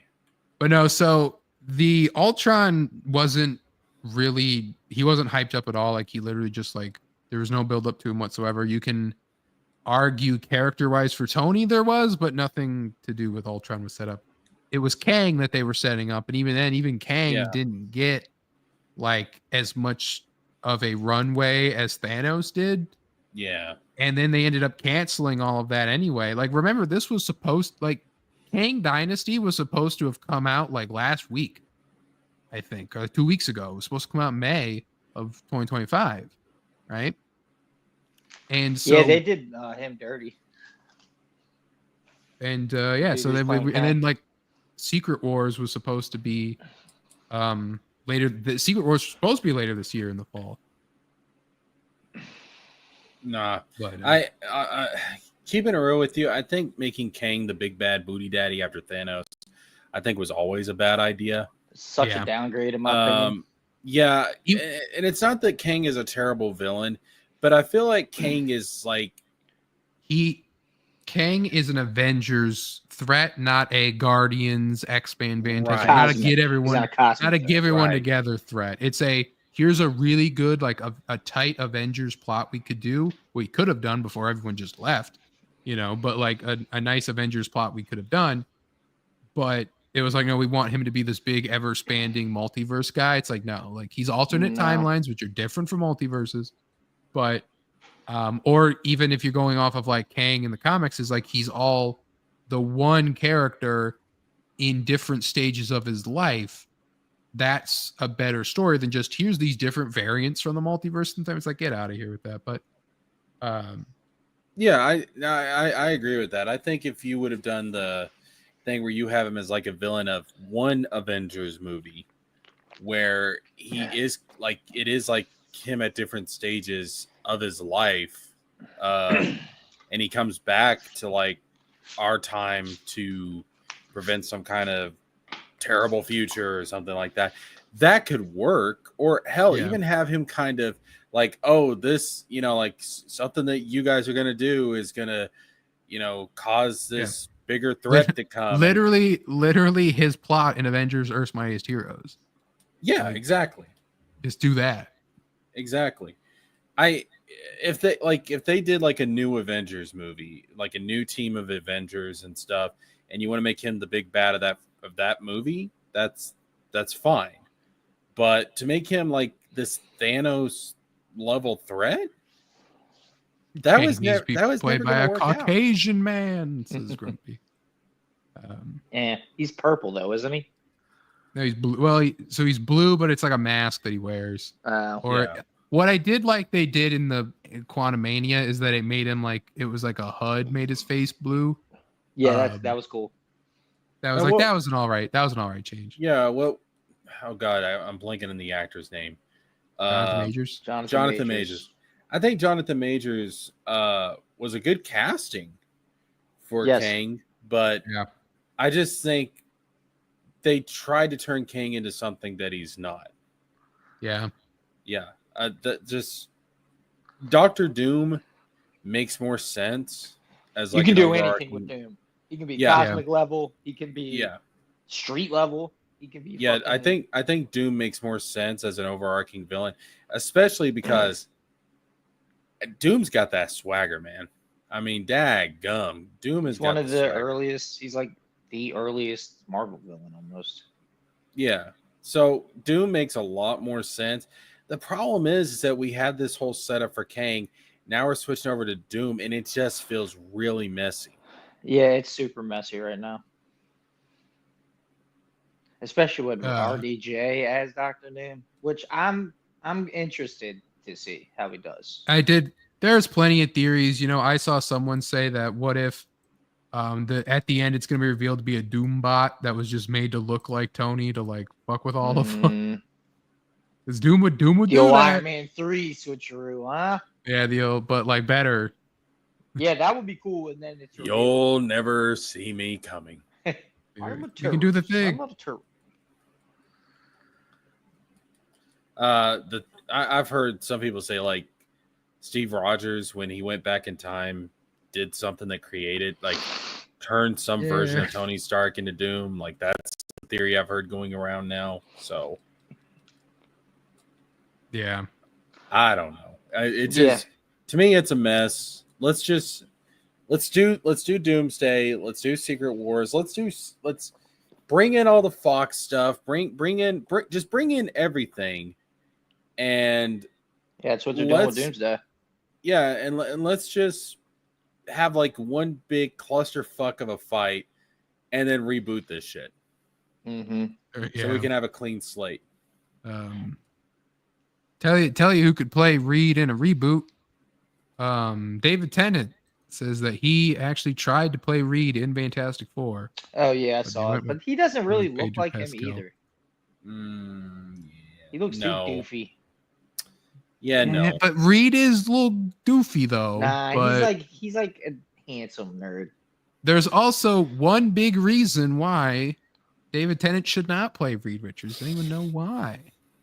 He's not diverse enough. He's British. Exactly. No, Ian Grufford, he was read in the first movie, the first two movies, he was British. No one knows this, which is sad because no one watched the show, but he plays the Purple Man in Jessica Jones. Oh, that. He also apparently is like really, really good in it and like steals the show and like every single scene he's in. So he's To probably this a real day. creep. Yeah, in real Grumpy life. knew he's the Purple Man. To this day, I have not seen a single second of Jessica Jones. No. Could care less about that show. Cynic as Pedro Pascal as Reed should have been the casting choice. I agree with Cynic. Anyway, yeah, so I saw that. But more Marvel news coming out. Cynic is right. He asked me if David Tennant was handsome. He said, "Hey Jessica, can David Tennant get the dick?" And I said, "Nay." Nay. Yeah, Nay. good answer. I agree. Well, I mean, like people like David Tennant when he was the Doctor, so he is the reason to watch Jessica Jones, says Grumpy. And I do like the show because it's better than the Bendis comic. So you got another added to the short list of things Grumpy likes. Jessica Jones, Netflix, good. So, Wow, yeah, impressive. Well done, Jessica Jones, the show. and she'll be back in Daredevil Born Again season 2. So, but more MCU stuff as Tiana Miller has been cast as Jocasta in Marvel's Vision series for Disney Plus. Of course, Jocasta, if you don't know, was the bride of Ultron that he had I don't know made anything about that. based on the brainwaves of the Wasp. And we don't know really what it is they're doing with this Vision show, but there are a few more stuff like rumors that Emily Hampshire will portray Edith, the AI from Spider-Man Far From Home. So what I'm thinking is that Vision, and we also know that Ultron will be back as well for the show, that I'm thinking it's going to be Vision with the like inside of like the internet or something, inside of like the computers, inside of the AIs of like all these past AI characters that we've had. We might get Edith. We might get AI's like, coming. We're doomed. like we need to get Karen, like because you have Edith here, but where's Karen from Homecoming? She like was in the one thing, you never saw her again. Do you think they might bring back Ultron for a movie? That'd be cool. I don't know. We'll see what they're doing. A gender swap cyborg. So like that's the thing. I don't know where this Jocasta image comes from, but I always saw Jocasta like how she's like here where she's like broken up, but she's always like fully covered, like kind of like Ultron, like she's just all robot. But I don't know where that. I mean, it must be like a new thing. But, Definitely looks like a if I can- 2000s plus image. Yeah, this is what Jocasta normally looks like. So Preston says Ultron discovers World 34. Jesus Jocasta is Christ. based on a Caucasian woman, not an African one. Of course. You know, but Why use black characters they already have, you know? But anyway, yeah, so there is this Easter egg here when in Age of Ultron, when Tony was making Friday, he had a AI labeled Jocasta that he chose not to use over using Friday. So that's what lends, credence to the reference that it's like it's going to be using the other AIs that Tony had made, possibly. And that's why Edith is there, and that's why Ultron will be there, and Jocasta is there because like they're basically not going to go the route of Ultron designing Jocasta to have a wife because it doesn't make sense because Ultron in the comics is based off of Hank Pym's brainwaves. And then he, because of that, he kind of like emulates Hank Pym. That's why he wanted a wasp. So he uses the wasp brain. Like he loves the wasp. He used the wasp brain to make Jocasta, right? Like stuff like that. There also a reference here. This thing says Tadashi. They reference to Big Hero 6. Trying to read that. I like that. That tickles my fancy. Yeah, that was a recent, just had come out further before. But yeah, so I'm pretty sure that could be the route. That's how I'd book it if I was the booker. And I feel like that could be a fun kind of show, but we'll see how that goes. Lamy Strix this inning. All BS, says Grumpy. Hey, I'm Hank Pym. Oh shit. It's Let me Pim with get a your Y. Batman suit.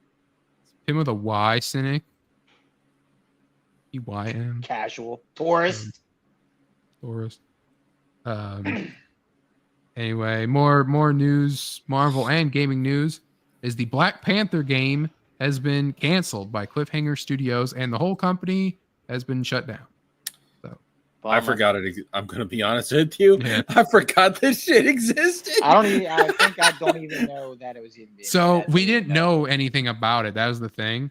I knew it existed, but yeah, I forgot it existed, dude. I remembered that's wild. So this was an EA thing, of course. So I remember there being something about, but we knew very little. Maybe there was leaks from it. But Black Panther is part of a 3-game deal that included Iron Man and a third unannounced title. IGN understands this partnership will continue. Partnership with Marvel remains strong. Little is done by the Black Panther so far. Its announcement in 2023. Though we know that a job listing it was to be a single-player action-adventure open-world game. Black Panther being developed by the newly formed, now closed Cliffhanger Studios. I remember there was rumors that it was going to be about T'Challa dying and then a new person taking over. But that was way back when. I think even the grifters were saying that. It wasn't even like official anything. But that was during like the whole like, oh, it's going to be like T'Challa is being erased from Marvel, which did kind of happen. But my thing with Black Panther is it's like he's pretty much just all martial arts. He doesn't really have any like tech or crazy powers or anything. You know, maybe he doesn't have tech. He is tech. That's his whole thing. I mean, yeah. What is he gonna have? A spear and like a bow and arrow? Spear, not a bow and arrow, but spears. His claws. Yeah, that's all this goes into. You could do it. They built into the kinetic suit thing. We could absorb the energy and release it. You know, it would be cool to see how creative you can get with it. I think he just has too limited of like a move set for an open world action adventure game solely based on him. Black Panther game would be cool for some drug lords. So if it was like Predator Concrete Jungle, you guys know that game? No. I know of it, but I do know of it. I've wanted to play that. I never got a chance to play it. So it's like you're the Predator roaming around like a city, and you can jump up on the buildings, and you got like your spears and your traps and all this stuff, and then you have to like you're the first level or whatever is finding like drug guys and like serial killers, something like that. Like you're hunting people, right? Like that would have been a cool thing. Panther in the Avengers game was kind of fun to play as, and that was he had his spears and his little like daggers that you could throw like in Earth's Mightiest Heroes. He has those vibranium daggers. I just feel like his moves would get old kind of quick. I mean, in the Ultimate Alliance, he has a sword too, doesn't he? In Ultimate Alliance 2, he has a sword, yeah. And like, yeah. But yeah, so this news came out, they canceled the game, and then people were kind of like worried because it reminded people first of the Wonder Woman game that got canceled after just getting silently announced or majorly announced or whatever, but we just knew it was going to happen. We didn't see anything out of it. So that got canceled. And then people are saying like, well, are they going to cancel the Wolverine? Is Insomniac going to cancel Wolverine? Because we haven't heard nothing of that ever since it got leaked out. So people don't want them to, but who knows, right? But everyone's just like video game wise, they've gone silent. The Blade game, they showed off the announcement of that. Silence on that as well. Yeah, now Blade would be cool because that could be like a Devil May Cry game. He's got swords, that game's gonna weapons, gadgets. That game's getting made by the Dishonored people. It's being made by Arcane. But that's canceled now, right? Well, it's just we don't know yet. It's just silent. There's radio silence on that, so it just might be good. We might got canceled. Marvel 1942 got delayed. I'm going to keep it real with you, dog. All these game cancellations that have been happening lately, the video game industry is fucked. I mean, these are some telltale signs that like industry wide, something has gone wrong behind the scenes. There's always been cancellations of a lot of games. Yeah, but it's become more frequent, and I'm not saying that the video game industry is headed for another historic crash like it did back in the 80s, the 70s, and the 80s. I've heard people claim that though. But Mm, there's some I don't think so. indicators. There's some indicators there that things ain't looking so good. And that's just, I mean, that's also a bigger side effect of or a side effect of a bigger problem with the global economy in general. But yeah, I'm telling you, man, there's some telltale signs here that the video game industry is headed for some rough patches up ahead, bro. I'll just save the video game industry too when Gremlin World the game comes out in 50. Yeah, in your RPG maker. Yep. Game. Yeah.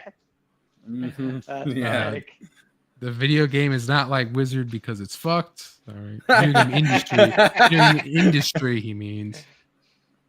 What crash in the 70s are you talking about? Question mark, question mark, question mark, question mark, question mark, question mark. The one that basically Nintendo saved the whole industry after. Basically, there was like an overabundance of games, like everybody and their mother was making video games, and it like oversaturated the market and it caused a crash. And then after that, you had the Nintendo Entertainment System come out, and that basically saved the industry. 70s are pinball, Jessica, not video games. Video games are the 80s. Whatever. You can crash in the 80s. 70s, Torres. 80s. I wasn't exactly sure when it happened, but I know it was before the NES came out. Yeah. Because Nintendo basically saved the industry, and that's up until recently. That's why I've always had respect for Nintendo. I don't know what kind of bullshit they're on right now with the Switch. You're 2. gonna pay you're gonna buy your Switch 2 and it doesn't work if you have it right now because you gotta wait till it actually is ready. You will eat when the food is ready. I am not going to buy a Switch 2 until we have a Zelda. Did you read about that though? If you have the Switch 2, it just is a brick. It does not work right now. Fuck me, dog. Oh, what is happening to this fucking company? It's not out yet. You will eat when the food is ready. I mean, is it gonna be like that? Is it gonna be like that when it's launched? No, it's not out yet. But if the people who have it, they just don't work. Who has it? I don't know. Let me try to find it. Elon Musk. Like, why would somebody outside of like game developers have it right now? There's some YouTube videos about it. How did they get it? How do you feel about them suing Palworld? That doesn't surprise me. Nintendo's always been Very litigious. Yeah. when it comes to their IPs, yeah, that doesn't surprise me. No, I don't know. I don't know what the fuck is happening to Nintendo. There's a NeoGAF thing about how they're already in hands, but apparently, like if they've made it clear that if you break the terms of service at all, they will send an update out to permanently brick the console. Damn. Yeah, it's fucking They do some shit with their games too. Like I swear, you cannot save your Pokemon Red or Blue originals anymore because they put something that you can't save it past a certain date in the programming. So they're sketchy fuckheads over there. I don't know what's happened to this. I mean, it reminds me of Sony after the PS2, where the PS2 was such a success that the success went to their head when it came to the PS3. And it kind of reminds me of that, but honestly, this feels worse. Grumpy, the Palworld patents, from my understanding, aren't related to the things that like Palworld actually infringed. Nintendo is claiming they have patents in like certain things. It was like I read through them. It wasn't like the idea of like capturing monsters was owned by Nintendo. They thought it was the ball specific. They claimed like very specific weird things. And I know one of them was like riding the Pokemon, writing the Pokemon, so Pal World had to remove that. Oh wow, that's dumb. Where like now, like your Pal I can Worlds, you can't write understand the them ball. anymore. I can 100% understand the ball getting changed, But but not riding it. I will say I'm on Pal World side of it just because I believe that we should have more spiritual successors of like people who like the franchise and like want to make the game that the IP holders are refusing to do, and that people like we've had the stories of like fan games getting canned. Like we just had the Bionicle game. I was gonna maybe save that to talk about, but I forgot to. But basically fans were coming together to make a Bionicle game that was even approved by Lego. And it got shut down. It got shut down recently. Hey Dragon Man by Lego themselves, despite having given approval previously. And the idea is like, hey, listen, if you're doing a fan game, like you're not doing it, like don't announce you're doing a fan game for a thing until it's done. Or at the very best, like gut all the fan stuff out of it and make your own thing. And then be like, hey, we accidentally this test build of it that is a mod that you can just use to make it back into a fan game leaked online, surprisingly. Oh no, but no. So I believe that Pal World should have a right to exist, even if it is like a near ripoff of Pokemon. As far as Digimon like exists, so mechanically, other Pokemon catching game or monster catching games can exist. Yeah, I agree with that. It doesn't surprise me that Nintendo does this. Nintendo's even if you go back to the Super Nintendo NES days, Nintendo's always been like this with their IPs. Yeah. Well, I get like the Nemesis system from Lord of the Rings. I'm just saying that's like, and I don't believe the Nemesis system should be patented because no one's fucking using it. It was going to be in the Wonder Woman game, but then that game got canceled. What is that where like you get kind of like AI handcrafted like sort of. That's like the idea about kind of how you have like the randomly selected rogues gallery, and then how you can even have like one random jobber rise to the rank of like general, and he remembers you and he changes over time, stuff like that. Yeah, that'd be awesome. I'd love to see that mechanic should have been in a Batman Arkham game. Oh yeah, dude. Like would have been amazing if just one guy you beat up by like disarming his stun stick and shocking him, then he comes back and he's like, I got two and I'm the electric guy or something, and he like gets crazier and becomes like an actual villain as he goes down. I got some ideas like that in Gremlin World.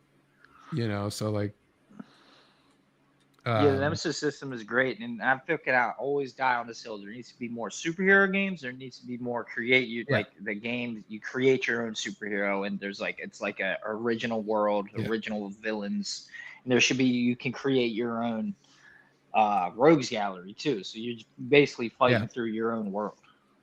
Which, as AI Snowman becomes more prevalent. AI in video games with shit like that, I'm all for, dude. 100%. Oh my god, this hypocritical bastard. Grumpy's like, can we have a Nemesis system? How are you going to get a Nemesis system into Gremlin World, though? In my sandbox, you guys can play around in the sandbox. Yeah, but I mean, like, fucking Snowman on here, like, I'm fine with AI just as long as it's not in my industry.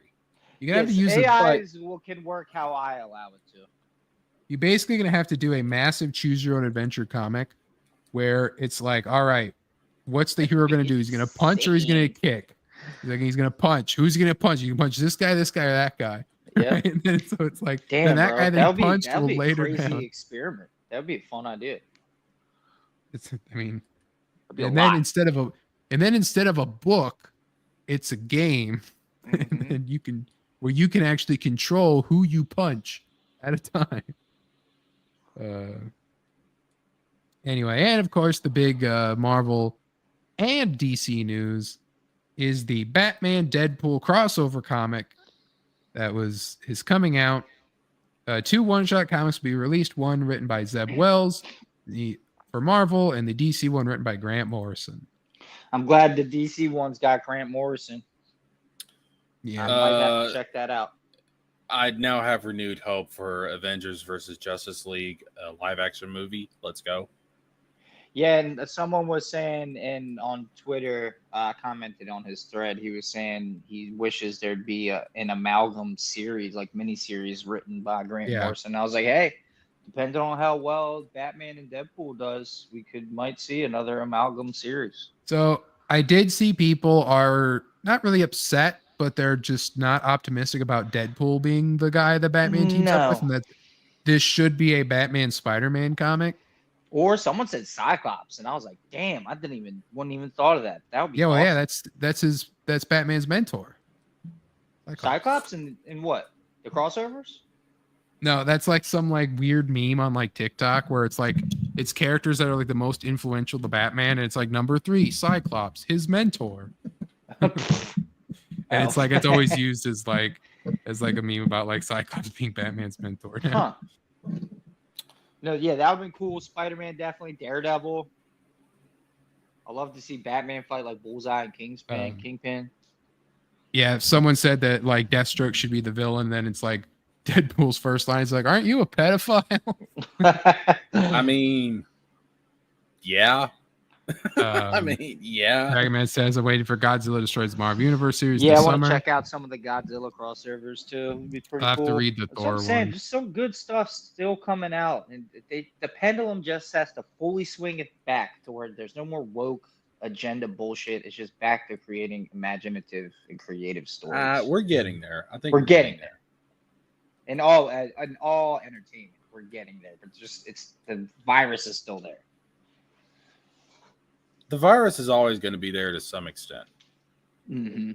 Which I do want diversity. I do want diverse cast of characters and everything. It's not the problem. The issue is when that's the only thing you're going for, and the stories and characters take a back seat is the problem. Exactly. The issue is when you sacrifice story and characters in order to make diversity the primary focus. Exactly. You should never do that. The story and the characters come first. Mm-hmm. And they should be outside the box thinking, crazy, imaginative.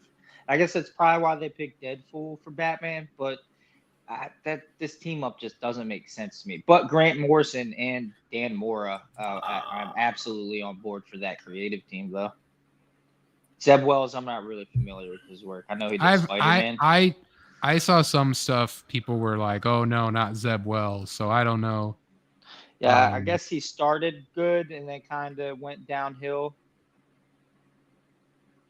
But I'm not familiar with any of Zeb Wells' stuff. I like this idea. I mean, this is so out there that it feels fresh.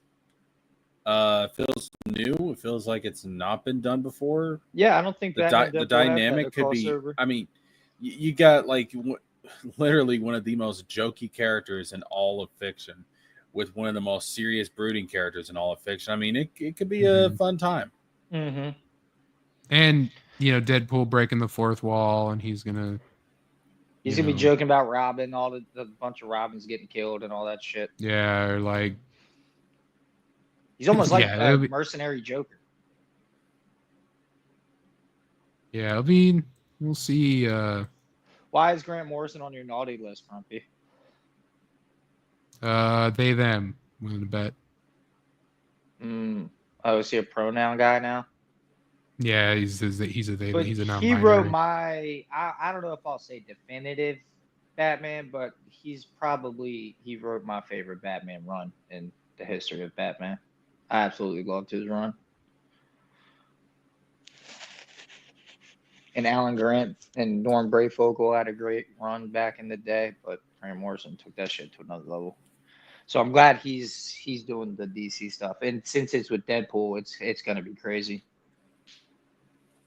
So yeah, I'm looking forward to this actually. Yeah, I wonder what else we're gonna get random coming out of this, like, because now who do you pair Superman with, right? I thought I could have swore people were hinting at Superman and Fantastic Four, which would also be a crazy that'd be good. That'd be especially interesting. With this July. They should have had that ready to come out like next month. I mean, for the movies. Mm-hmm. Oh man, that'd be crazy timing. That'd be perfect. Maybe that's why people are saying that. Maybe it's not going to be that. Yeah. Yeah, you need at least Batman, Wonder Woman, and Superman to cross over. They already did that, says Roy Jean. What Superman and Fantastic Four? I know they did Superman and Hulk. They did Batman and Hulk too. Yeah. Well, I know he fought Hulk before. Superman and Spider-Man. They did. Maybe they did do Superman and Fantastic Four. Oh, that's right. I've seen the art for this. It was, I think, Ironheart Alex is going Ross to be did the so cover. trash, Dragon Man. I wish they would do a Batman Spider-Man crossover, like especially like I can just imagine Peter Parker and Bruce Wayne in the Batcave trying to solve some kind of crime or something. Super crazy mystery. Yeah, that would be cool. Yeah. I'm surprised they haven't done that yet. I think they also did do a Spider-Man Batman crossover as Like well. a one shot. Yeah, like they did with all of those. They were all one shot though. Huh. I remember Batman because Spawn did a bunch. there's a panel of like Spider-Man being like, "Where am I? Is this New York?" And Joker's like, "This ain't New York. This is Gotham." Oh shit. And Damn, Spider-Man I and fucking Batman forgot about actually that. have like a bit of a history because Spider-Man was gonna join the Justice League in one of the crossovers, but then Batman said no. Oh wow, too young probably. Even though he's got a 7-year-old sidekick every fucking time. Yeah, Robin's so they're like, not 7. "There's history 8, sorry. This guy. there." Superman, Captain America. could I'm be fully pretty against cool. Batman having a child soldier. They're not children. Robin was Teenagers. goddamn Tim Drake. They're is like teenagers with 13. attitude. They're teenagers. Yeah, exactly. You're They're not Power fighting Rangers. adult men ass hardened terrorists and serial Do you killers have a as problem with 13-year-old. Hold on. Do you have a problem with Zordon recruiting teenagers? Yeah, you know what? Now I With, do. that, with, Now that you mention with it. attitude. With attitude, though. All right. Well, you know what? Well, at they least were you- given at least you're consistent. superpowers. Your point? Okay, it's much Robin more was- Robin was believable 12 to at the fight time. crime with superpowers as a 13-year-old, other than just a boy with a stick. And also a lot of martial arts experience. Like what? Shazam. It's not going to stop a bullet to the face. You would say the same thing about Batman. Nah, What the but he's been training twice the time that Robin has been alive. Well, also, the Batman like does the Punisher thing where he has the logo on his chest and it psychologically makes you want to shoot his chest instead of his face. Yeah, Frank Miller introduced that. I thought that was kind of a cool idea, but that also dumb at the same time. Yeah, because all you have, it's just like I can shoot him in the face, but I want to shoot the little bat symbol. On his Yeah, chest. why? So what if you have an M16? You're just gonna shoot at? Well, I guess you do just shoot at the. You're supposed to shoot at the chest anyway. Yeah. But no, Anyway. I like Robin, but I just I know I don't want to say unrealistic, but I just like Batman better when it's like him and Alfred. No kids are in danger. Nah, I like Batman with Robin. I'll take one Robin. Every Um, now and then, maybe, but I prefer Batman. I still want Let's Robin to focus on be in a that. movie. Well, I'm glad we're getting Robin in a movie because we haven't had Robin in a movie since Batman Forever Forever. Robin. So Yeah, I agree. I just wish they wouldn't pull out Damien so soon. I mean, just can we start Oh, is off that with who an- it's? Yeah, we talked about that. yeah, it's gonna be Damien. Yeah. in the yeah, DCU. can we? I listen, man. I just want Tim Drake to get some love. All right, that's all I'm saying. Yeah, dude, he's been getting shafted. No homo. Anyway. Yes, Frumpy, 100%. Jason Todd should not be in Red Hood. He should be dead. It gives an emotional arc to movie coming out. Batman. Dick should be Nightwing, and Tim should be Robin. Nah, no Tim at all. That's my hot take. Fuck Not- you. not- That's my Damn. favorite Robin. I'm not. Yeah, we went over that already. Though. Damien or Anyway. Tim as Robin. Yeah, Damien as Robin, Dick as Nightwing is a good dynamic. Damien as Robin, and then getting killed or turning into a villain would also be cool. Yeah, Grumpy Because just I hates Damien see for some reason. I see Dick as more of Bruce's son than any of the other ones, than Tim or Jason Yes. personally. So that's why Dick and Damien are a good foil to the other. Oh yeah, when they in Grant Morrison's run, when Batman and Son, or was it Batman and Robin? It was Damian and Dick Grayson. Yeah, that was great banter, and I didn't like Damian at first at all either, but he's just a good fucking writer and made that shit work, dude. It was You are interesting to see dead them to play. me. Well, we're dead after the. I'm dead after this Yep, show anyway. we so won't don't worry exist about it. anymore. No, they'll be on Ruby's show, and I'll just fade away. Dick, yeah, I agree, Garby. Like Dick is more Bruce's son, yeah, like over Tim and Jason. It's because Not Tim a- weaseled Damian- his way into the bet.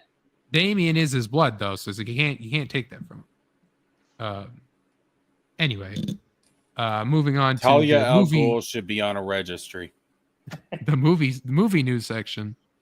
The Lilo and Stitch live action remake has already earned more money than the animated movie. What the fuck is wrong with you people? $341.7 million globally. Yeah, enough of these live action That- remakes, man. That movie is horrific. Have you seen it? Yes. You have seen the live action one. Yes. Oh shit! When did you go see it? Okay.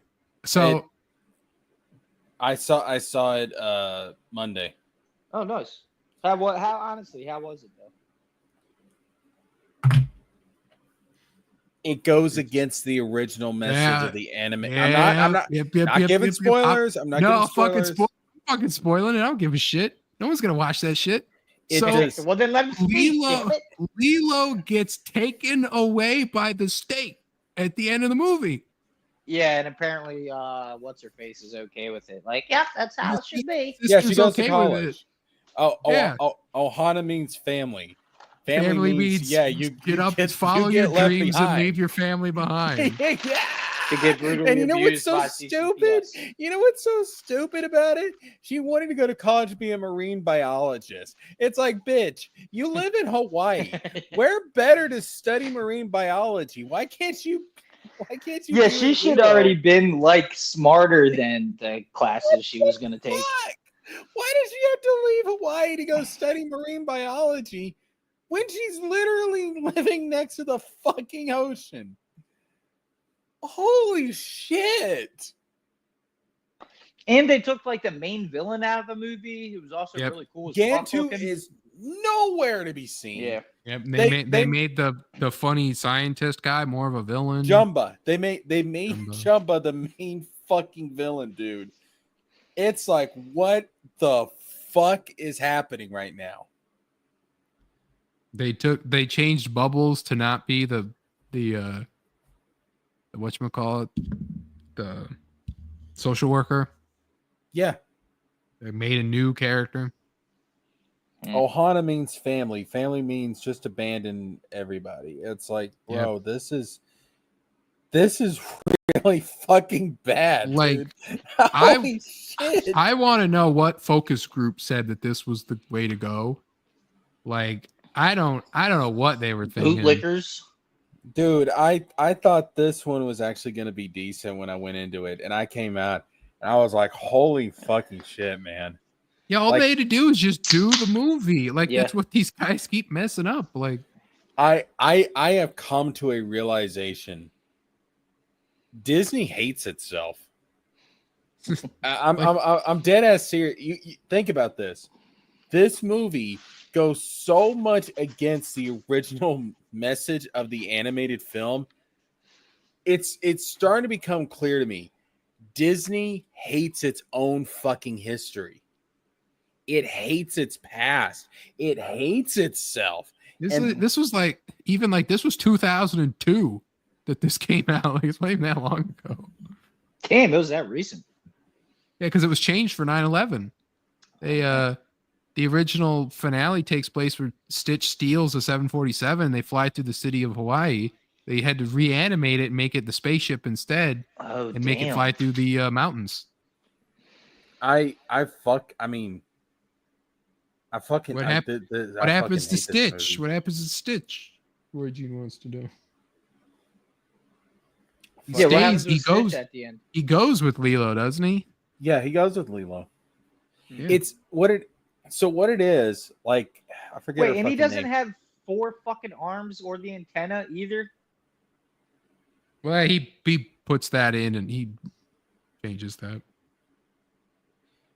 What Like, he can- happens? he What can happens? shapeshift that. I forget what the fucking character's name is, but there's like this new fucking character, this woman, and like Nani ends up dumping her off on this lady to go to college. No, Yeah. that's Yeah. terrible. Oh, I mean- it's the feminist then, right? Yeah, I mean, Chase your career goals and fuck your family. yeah, I pretty much. guess. It's like I'm going to throw all familial responsibilities that I have at the fucking window so that I can go become a marine biologist away from fucking Hawaii, which is like the epicenter of marine biology. It's And- fucking stupid. And also, you just got introduced to aliens from the other galaxies and shit. Why the fuck would you want to do marine biology at that point? Why wouldn't you want to be like a fucking astronaut?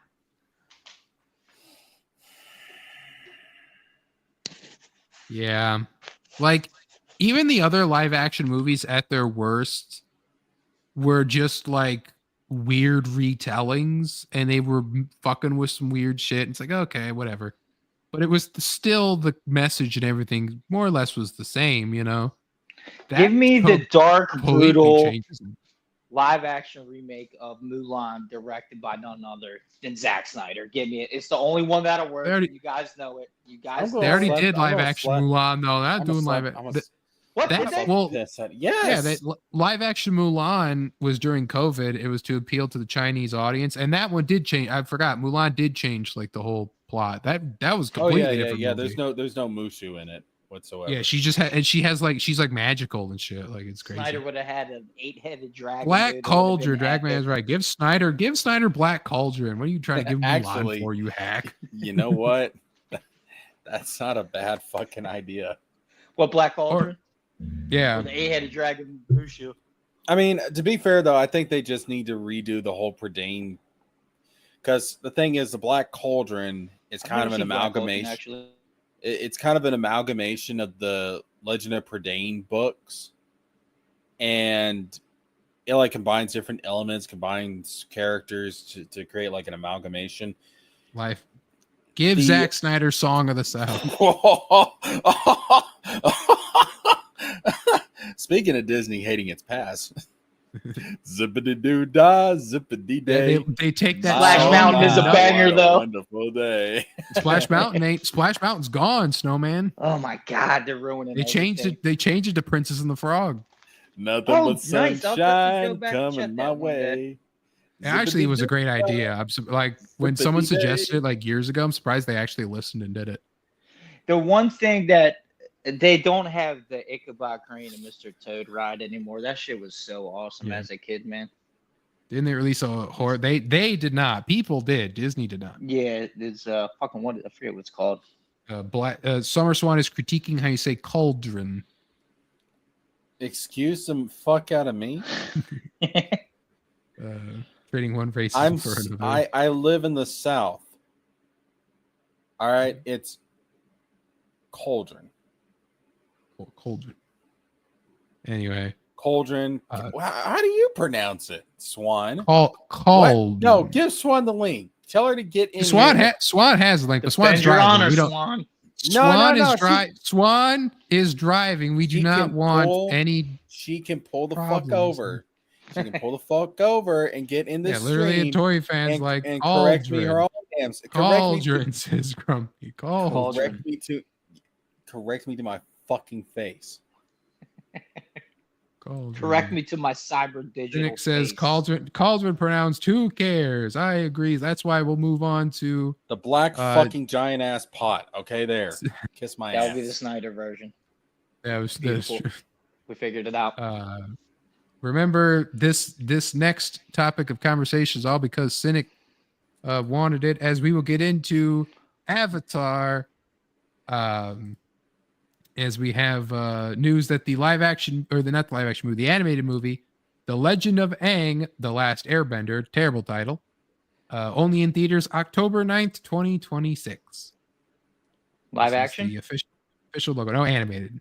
Okay. This is the one that's going to cover the original crew as adults, and it has been revealed that none of the original voice actors will be reprising their roles, as they want to have all the characters match the race of the characters, so they're all going to be Asian This cast shit is members. pathetic.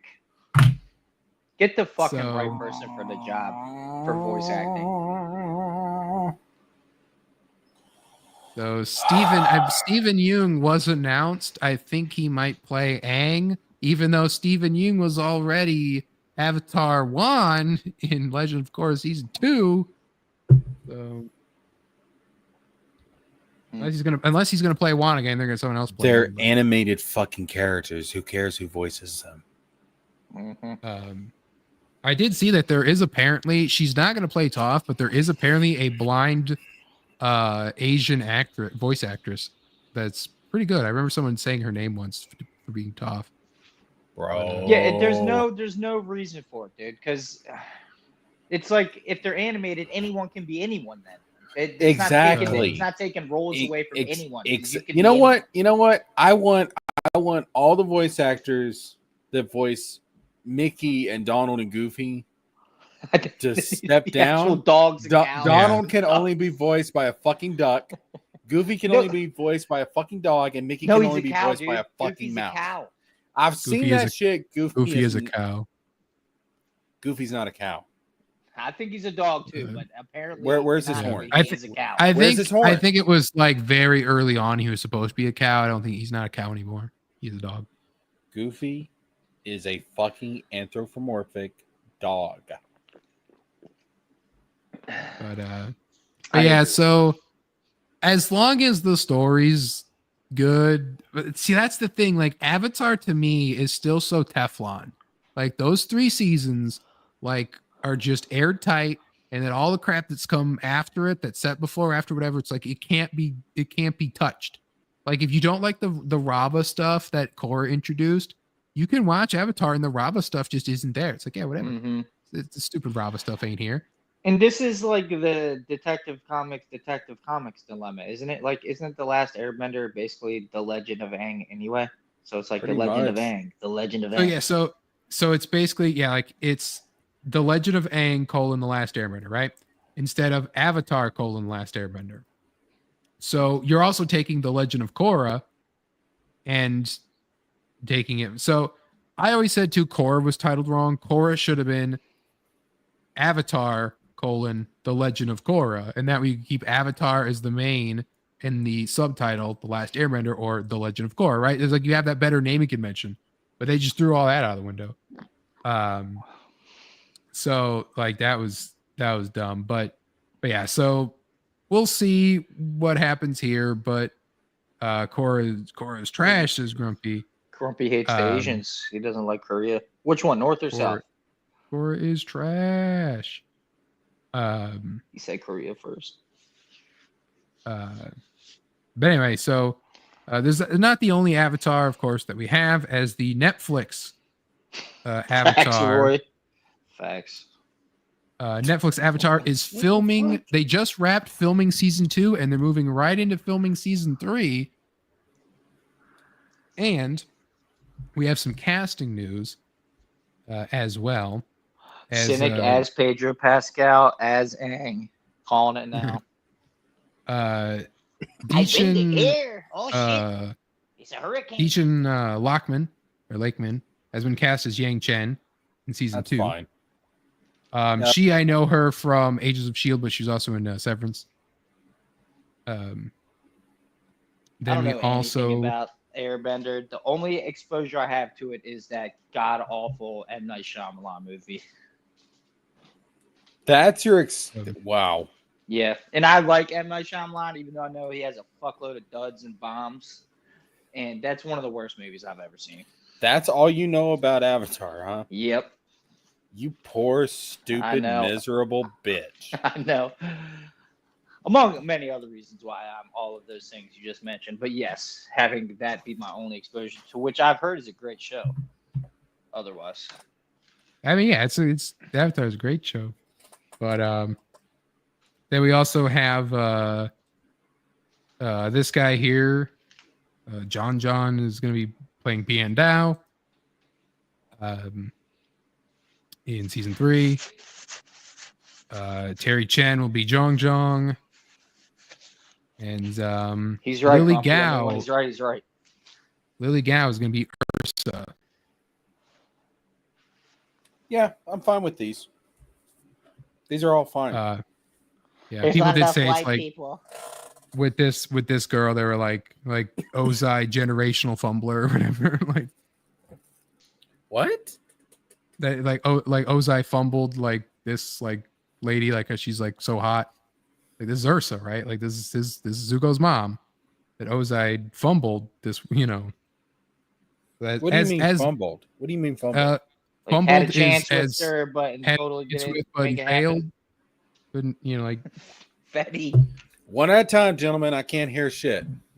fumbled, Jesker, as the kids say, is a term meaning to like have messed up the chance, drop the ball with the, you know, this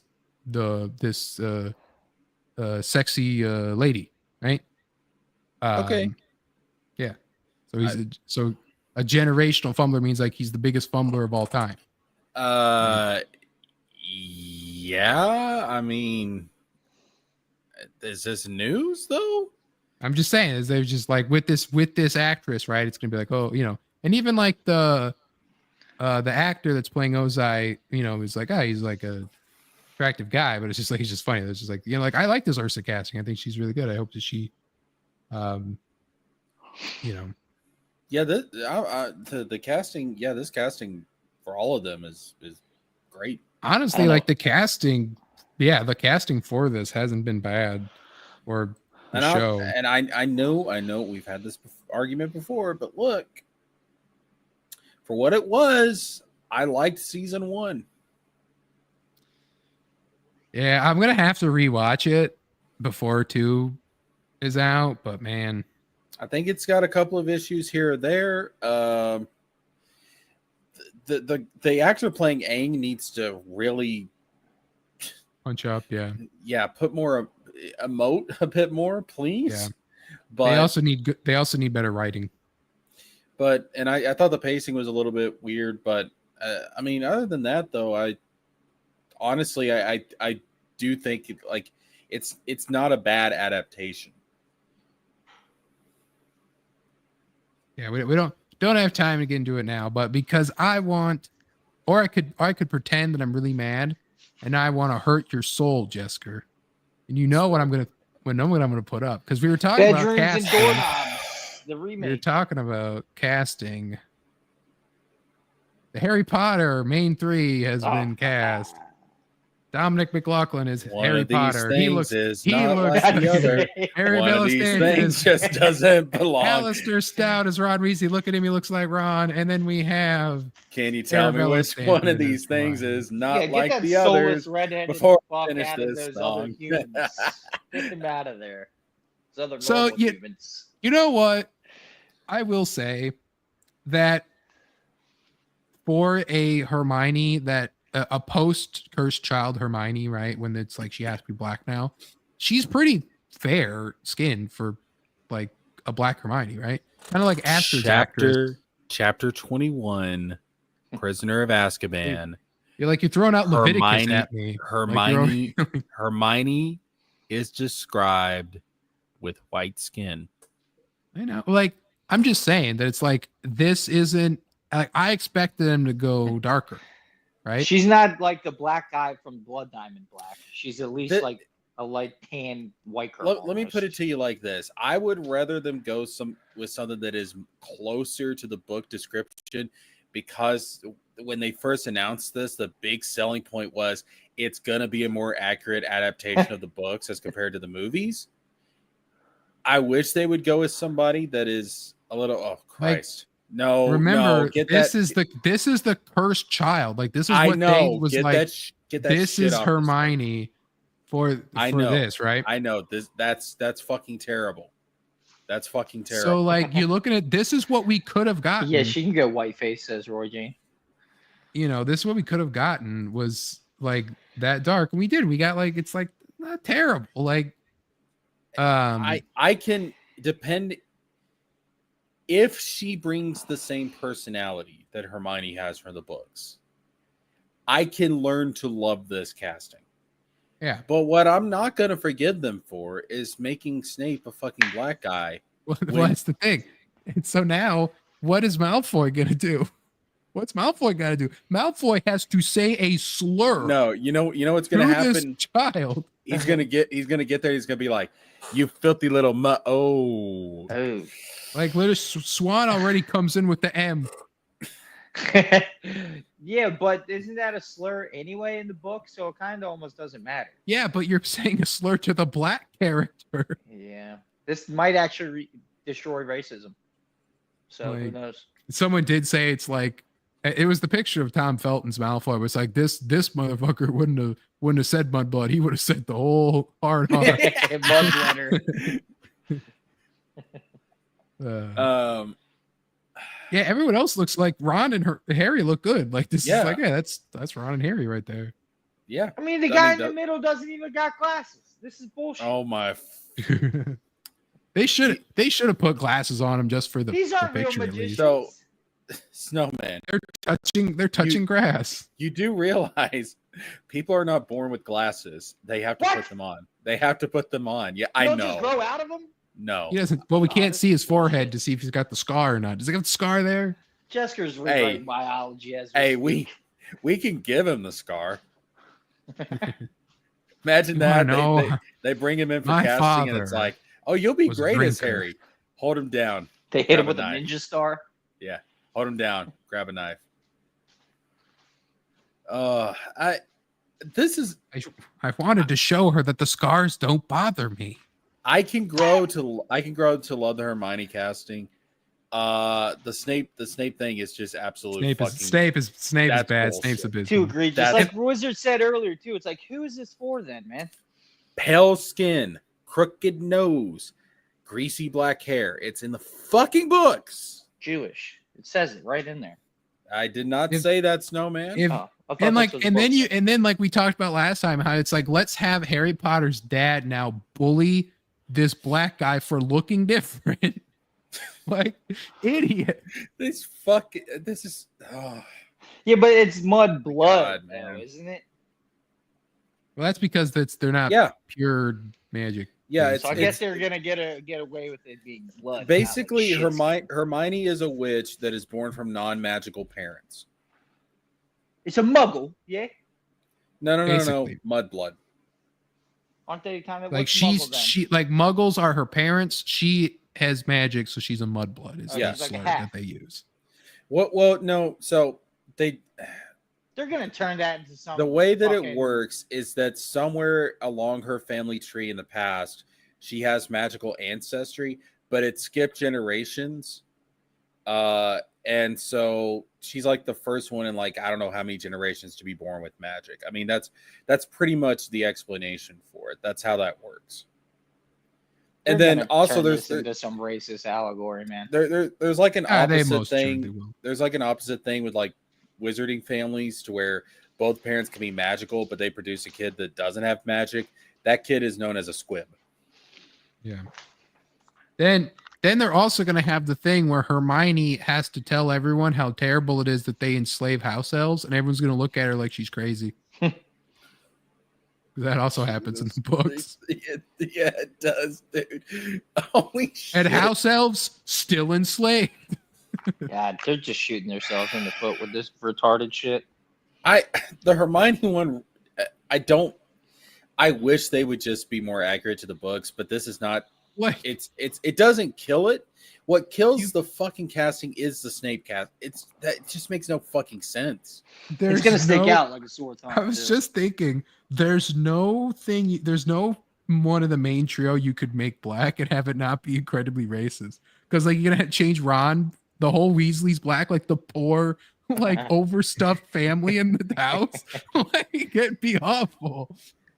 And then What are Harry, you trying who, to say, like Wiz? Harry, who Surprised. grows up without parents. Like, I'm surprised they made Ron a ginger. I'm not gonna lie, given the way I know that's what I'm Hollywood saying. is. Like, what are you gonna do? Is he gonna be black? It'd be more racist to make him black. Like they can't do it. Like you can make Dumbledore black because you can't do that because then like you'd be gay, right? And then so Well, I mean, to be fair, there's in the books, there's no indication of Dumbledore being gay. That's just something that J.K. Rowling said. After yeah, the but book came he's out. just gay now. He's gonna be gay. They're gonna make he's gonna be They- like John they- John Lithgow. Maybe. Gonna be. I mean, Jude Law Oh. was gay. Like they made Jude Law Dumbledore gay. Yeah, but Jude Law's hot. John That's Lithgow canon. That's gay? canon No to thanks. something. Well, that's canon to Fantastic Beasts. Yeah, I know, but the Fantastic Beasts is canon to Yeah, movies but or the books? I It, can't it, remember. it came after Wizard. That's my whole point. I know, but I'm just saying it's like And the it's the OGs Legend of Korra. It's the Legend of Korra thing, In right? the OG source material, there is nothing saying that Dumbledore is gay. She's the creator. She retconned it. I You get have- that, but it's You still have not to in the watch source. the Sometimes movies. the You have to creator is read the wrong. books. Are You we have to read adapt? the books If for we're the record. adapting the books as they were written, there is nothing You're in there that adapting indicates the world. that You're Dumbledore is adapting the gay. world. They're going to put stuff from like Fantastic Beasts, like magic that was introduced in there and stuff like that. There'll be that kind of crap or stuff from Why? Potter, They never Pottermore and all that other stuff, like the other schools. That'll all be in there. They never finished the fucking story. How about this though, Jesker? Kingdom Hearts 4. Can Spider-Man and Deadpool be in there? Because they're Disney characters now. Of course they can. Yeah, well, I want Marvel and Kingdom All right. Hearts. I've been talking about that. Yeah, there's nothing saying that they can't. I mean, Now you're being a hypocrite. Wait, what? Why? Now, because there can't Uh. be gay people anywhere, you're a hypocrite. Fantastic Beasts doesn't exist. Surprise! Grumpy does not acknowledge. I didn't say that. I think I said in the original books, there's no indication that he's gay. I You didn't said say you wanted Zack Snyder for the Mulan live action remake. You said it. it's gonna keep. Now Zack I'm gonna Snyder read with through Harry this Potter screen be and slap wild. it. Dude, Zack Snyder with Harry. Oh my God. Yo. They'd all have laser cannons. Fucking the broomsticks would be tanks. They'd be flying tanks. That'd be Harry nuts. Potter's a Christ allegory. Come on, there. Everyone's racist as shit. I mean, to be fair, Harry did die and come back to life, like Jesus. so- Exactly, and they'll literally have him die laid out in the cross pose. Oh no, I could see. Yeah, Snyder would do some shit like that, though, for real. And then here's the palate cleanser for you. Cynic's not here, so he can suck it. But the Wicked for Good teaser, or Wicked 2. Wait, Now, that came out? it's just this. Yeah. And Gay. Nah, best movie of 2024. That's what that shit was. so is this from don't Wicked or is remember this what new came footage? This glass cracking. Oh, is it from the first one? I don't know. That's what I'm asking. I'm asking you. I don't remember this scene from the first one. No. Yeah, if this is new footage or not. But yeah, this 6 is new- months. This is new footage. Wicked for Good. November 20th. Groundbreaking, if you will. I cannot fucking wait, dog. Best movie of 2024. I don't give a Burn in fuck. hell. Yeah. says Fuck Grumpy. you, grumpy old ninja. I don't give a fuck. All right. Crap. That was that good old fashioned Hollywood magic. It was fantastic. I was like, daggum. Why don't we Cynic- get Cynic says movies? it's due. Yeah, why don't we get Uh, movies like this anymore? Fuck Hollywood. Come on. So- this is good shit. That's my next question: is what is the significance of the cracking glass? Is there a lore reason? Because they chose to show it for the teaser. I'm trying to think. What I don't What's Through the Looking Glass? Is that Alice in Wonderland? that's Alice in Yeah, Wonderland. that's Wonderland, yeah. I can't think of anything that it would symbolize. Oh man, give me the Zack Snyder Alice in Wonderland. That'd be fucking bonkers. You know what? You can give Alice Wonderland to anybody. I hope you don't choke sucking Zack Snyder's dick, bro. Yeah, what if I did? What if I did? Glass ceiling, says a Tory fan. Wicked is no Oz and doesn't belong there. It's fanfic garbage. There is no such thing as Oz canon. The author book? of the the way that the Wizard of Oz and the Oz books are written, they're written in a way to where there is no such thing as Oz canon. That's very We- strange. Cynic and I have gone over this. We So the both Bible's not canon. we're fucking we both of You us guys are love fucking?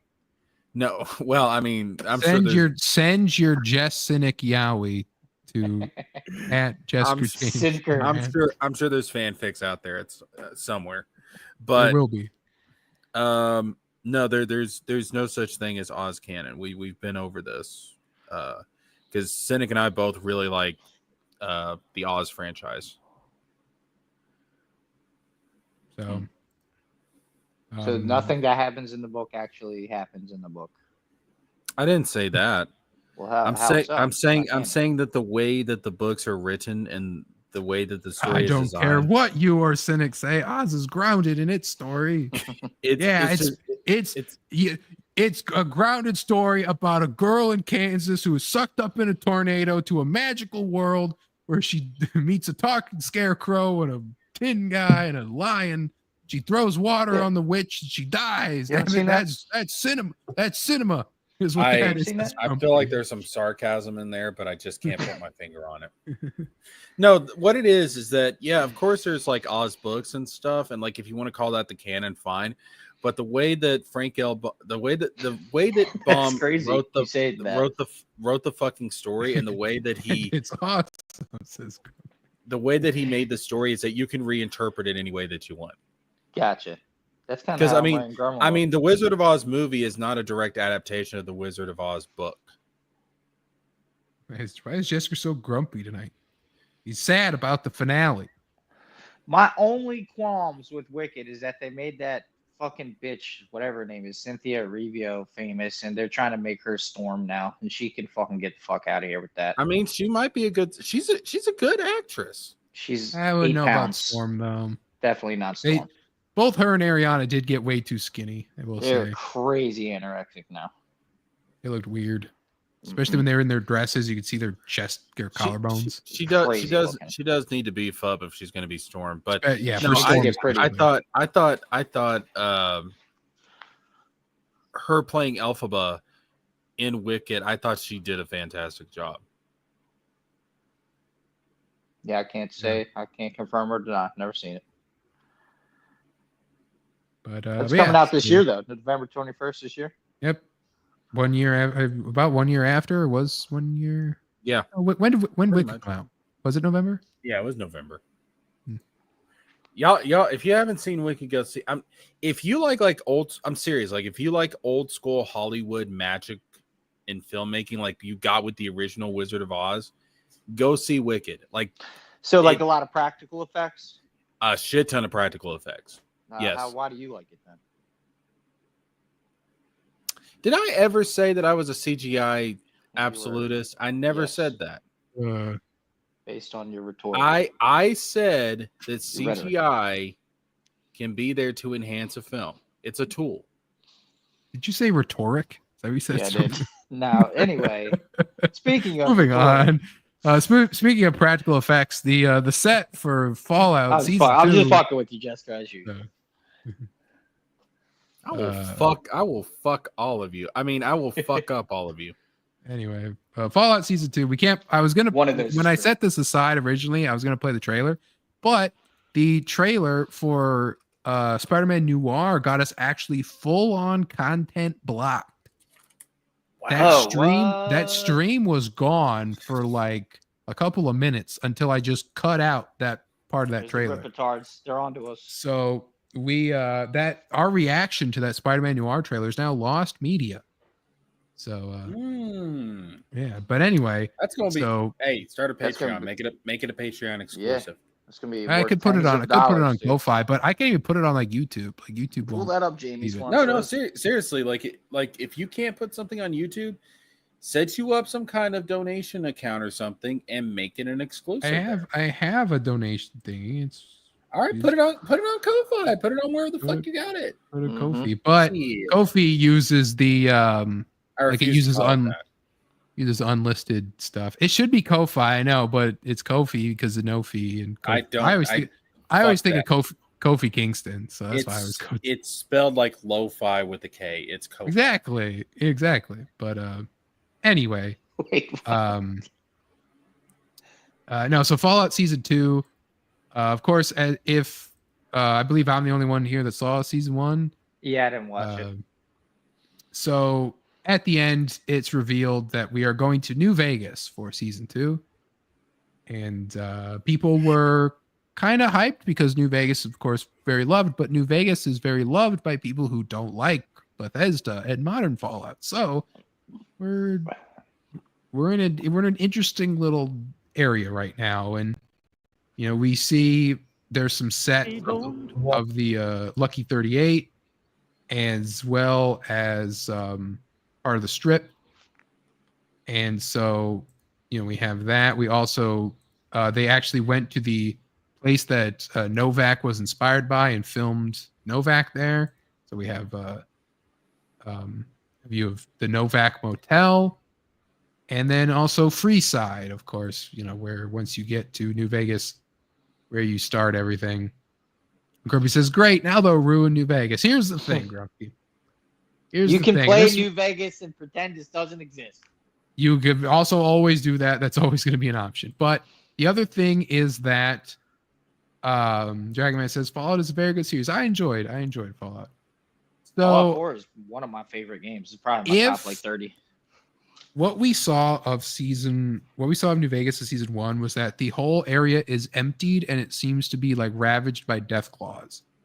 Nice. And that no matter what ending that New Vegas had, they are overrun by death claws and New Vegas is seemingly emptied out. Now, I want one of two things. I always want this show to be good. I want this show to be really, really good so that New Vegas fans have to acknowledge it, that it's good. And they're like, man, they did it. They did a really great tribute to New Vegas, and it feels great to be a New Vegas fan. I hate it because I hate modern Fallout and I hate Bethesda and they ruined Obsidian and all this stuff, right? Or I want this to fucking bury New Vegas. I want it to just be like the one ending where it's like your independent New Vegas. It's terrible. It's awful. It's ruined. It's if you pick independent New Vegas, you ruin New Vegas forever. And that the only way to do it is to pick like Mr. House is the ending or something like that. And it was just like, no matter what, no ending you pick makes good for New Vegas, and it's always terrible. And just bury New Vegas down, because New Vegas fans have been insufferable ever since Fallout 4 came out about how great New Vegas was. And I played New Vegas. I played New Vegas multiple times. I like New Vegas. There's just sometimes certain fan bases can be so vocal about something where you're just like, I hate it that much more now out of spite. And that's where I'm at right now.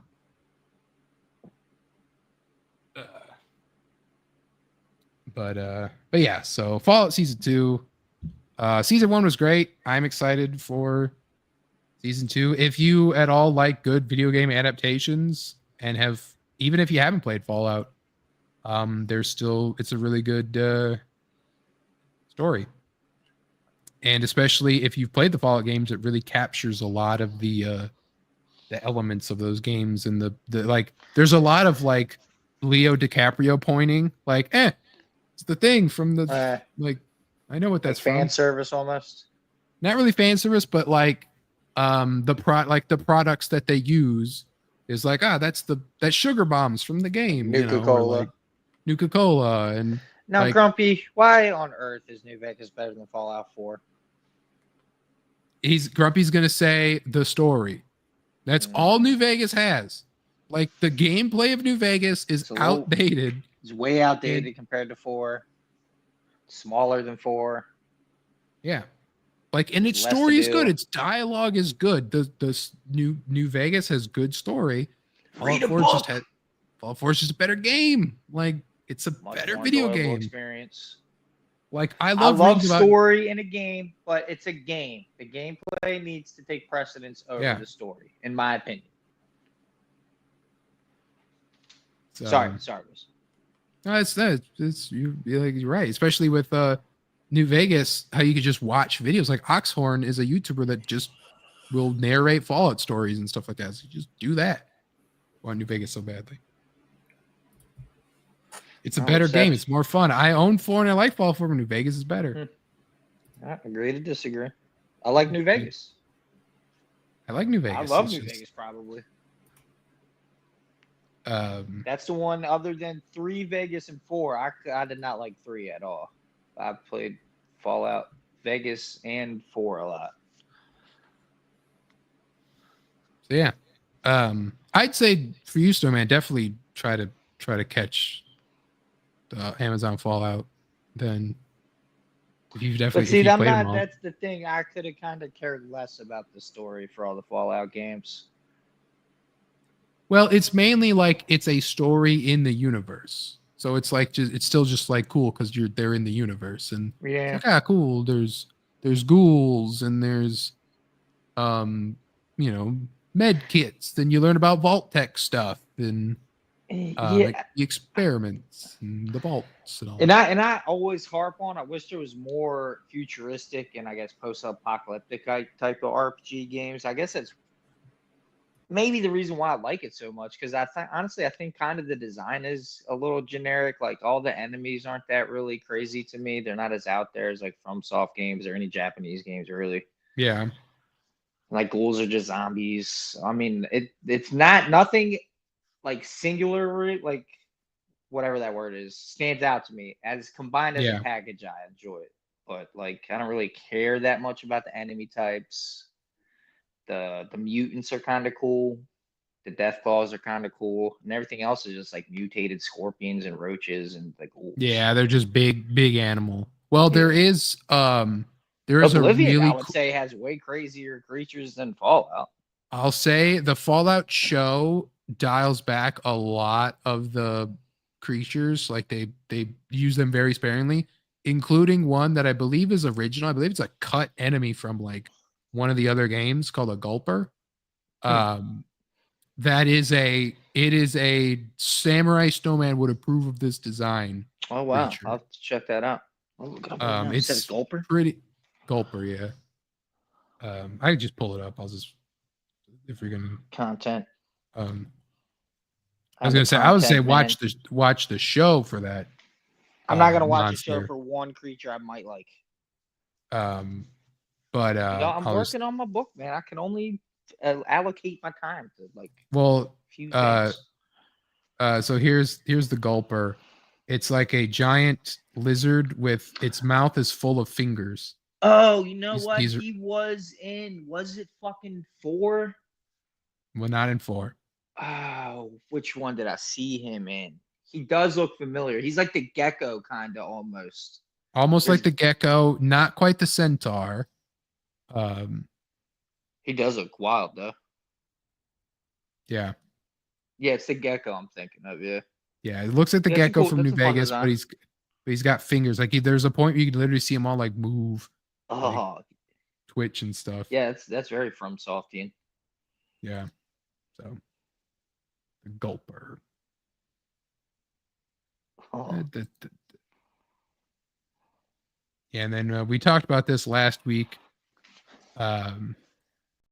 But the Elden Ring movie is officially announced by Bandai Namco. It says we're thrilled to announce that Bandai Namco Entertainment and A24 are teaming up with writer and director Alex Garland to bring From Software Inc.'s world-renowned video game Elden Ring to life as a live-action film.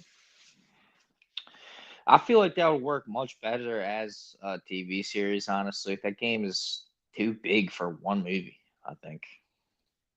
Yeah, the only thing would be unless you're going to tell the story of what happens, like if it's the Shattering, It's like a then all prequel. right.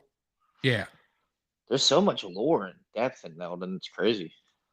yeah. I don't know how this is going to fly. I would have preferred they just did like a story. Maybe they're doing the same thing. It's just kind of another story of a maidenless in Elden Ring, not actually the story of Elden Ring. Yeah, I don't know. It'd be interesting because there's a lot going against them for something like this. The depth of it, the size of it's gonna be crazy. It's gonna have to be like the Lord of the Rings fucking saga in one movie. Grumpy, that show isn't worth watching if you know anything about Fallout. He's questioning my Fallout appreciation. I played them all except for 1 and 2 and Tactics. But Well, no, and great. I'm the greatest creator of all time, Grumpy. So, I show mean, me that goes better without monsters. saying. Elden Ring movie is stupid, says Grumpy. Grumpy is the type to fight Draconic Tree Sentinel early. But beat The him though. game's too hard. He'll beat him.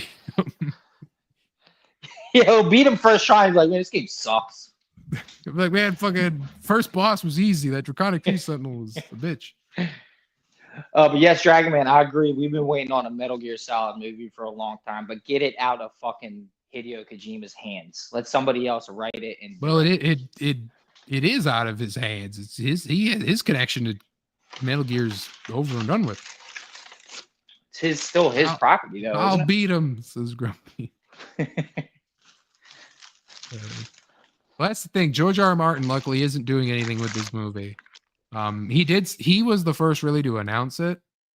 But it isn't. He just did like very little background lore. It almost felt like he didn't do anything when you actually kind of like look at it. Like, what the fuck did George make of this? It was mostly I forget what Miyazaki said, but it was like more of like consulting or whatever. Yeah, consulting, exactly. I could be wrong, but that's how I kind of. Like, because everything else seemed way too Dark Soulsy. Mm-hmm. Bloodborne, a lot of Bloodborne, a lot of Dark Souls 3. To be like this is mainly Miyazaki stuff. Like, I could see him making like people. He turned down the rumor that the all the characters have G, R, or M names, and that was his making. He said no, but that is a funny coincidence because like you got your Morgoths, your Godroys, your Godfreys. Oh yeah, your Melanias, your Mikolas, your all that stuff. Mm-hmm. And so he said like, no, that's not. But that's really funny. My thing was that some of the weirder monsters, like the giant pots and like the fucking hand creatures, maybe could have came from Martin, but he's more of like a generic kind of fantasy guy too. It's like dragons and swords. I think he just made like the bare bones of the lore about like all the lords and the shattering and the greater will. I don't know, like the grafting of the humans. I could maybe see. Goodbye, Preston. Martin. Yeah, later, Preston. In the right hands, it could be really good. We'll see. What my thing was I never understood what Martin was going to bring to Miyazaki when Miyazaki's imagination was already insane. It's like, that's something where you don't have Miyazaki, right? We're doing Elden Ring. Miyazaki's working on another thing.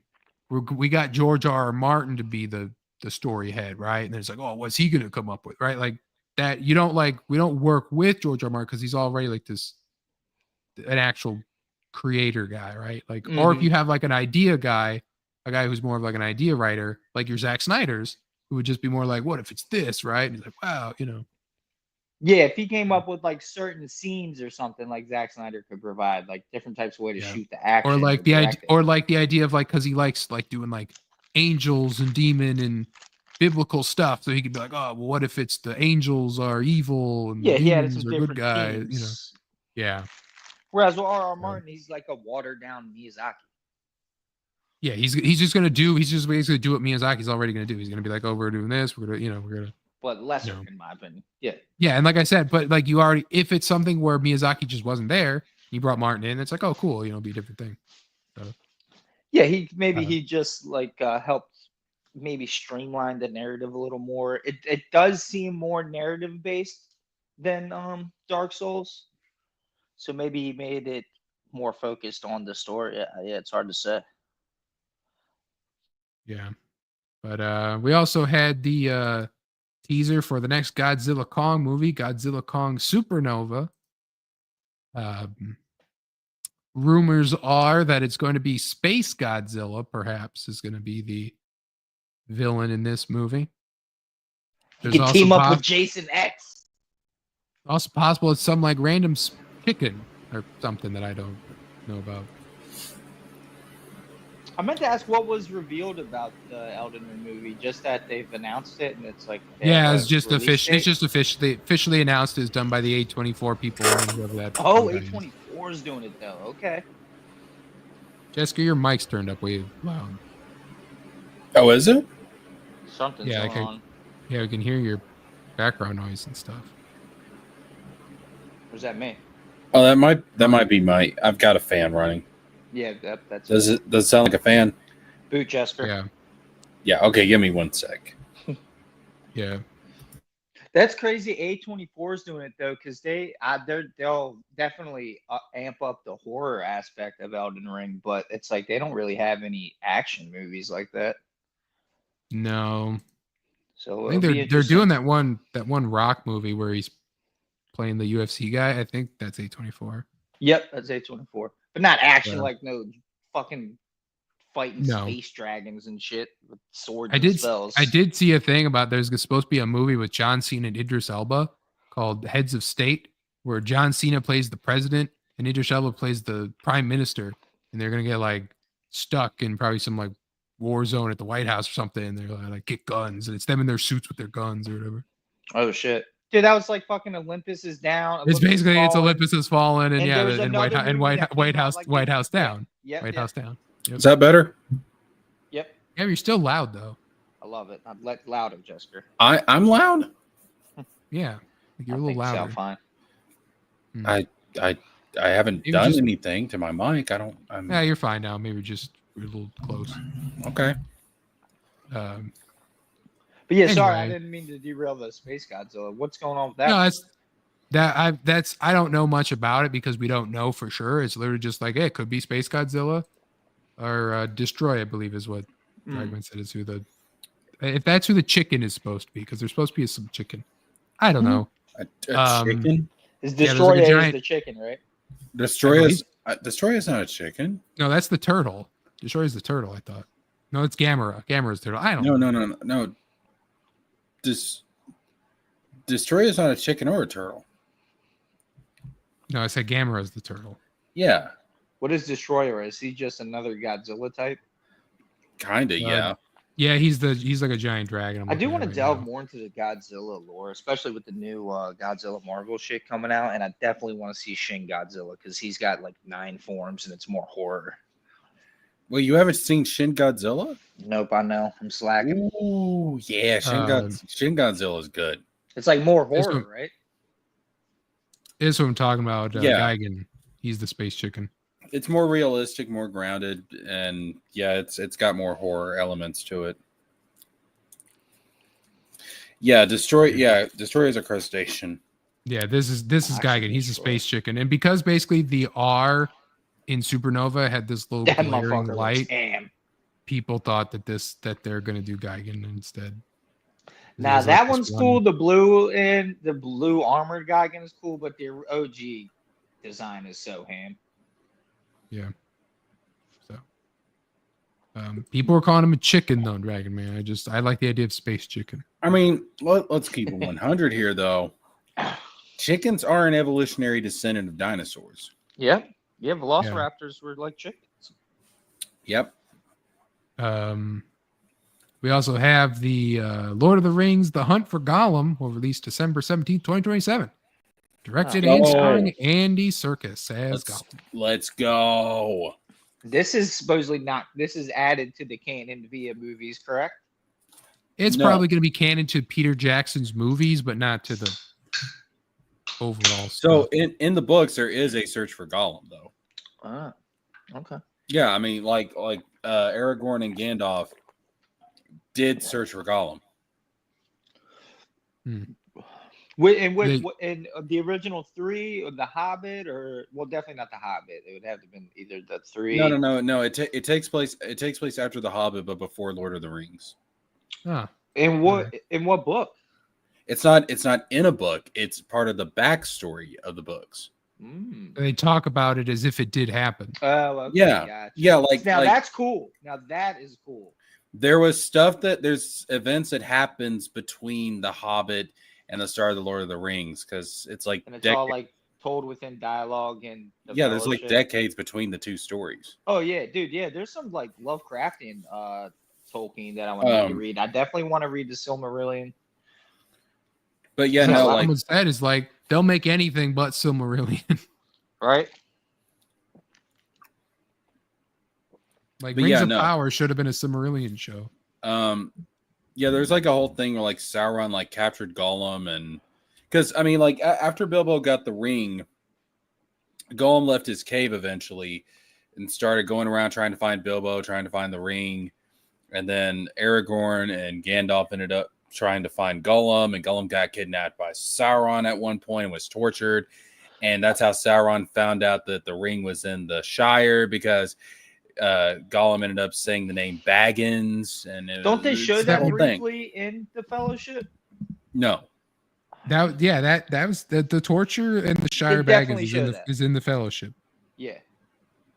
oh yeah, it Is that it's is, like- it is, yeah, Shire Baggins. yeah, That would lead them here. yeah. That's part of this story, yeah. Well, there's So- also the plot of the Gollum game. Don't forget him escaping from the prison when he was tortured.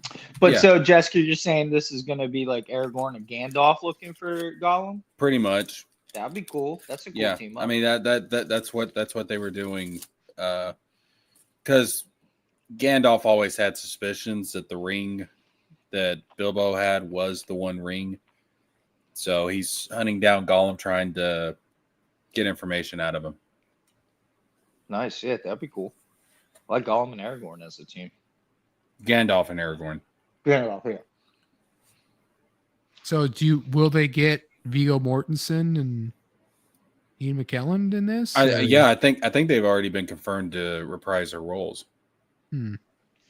What are they going to use that de-aging crap? Because they're kind of too old for like. I mean, like action and shit. Gandalf can just be old. Like, Yeah, I mean Gandalf's old.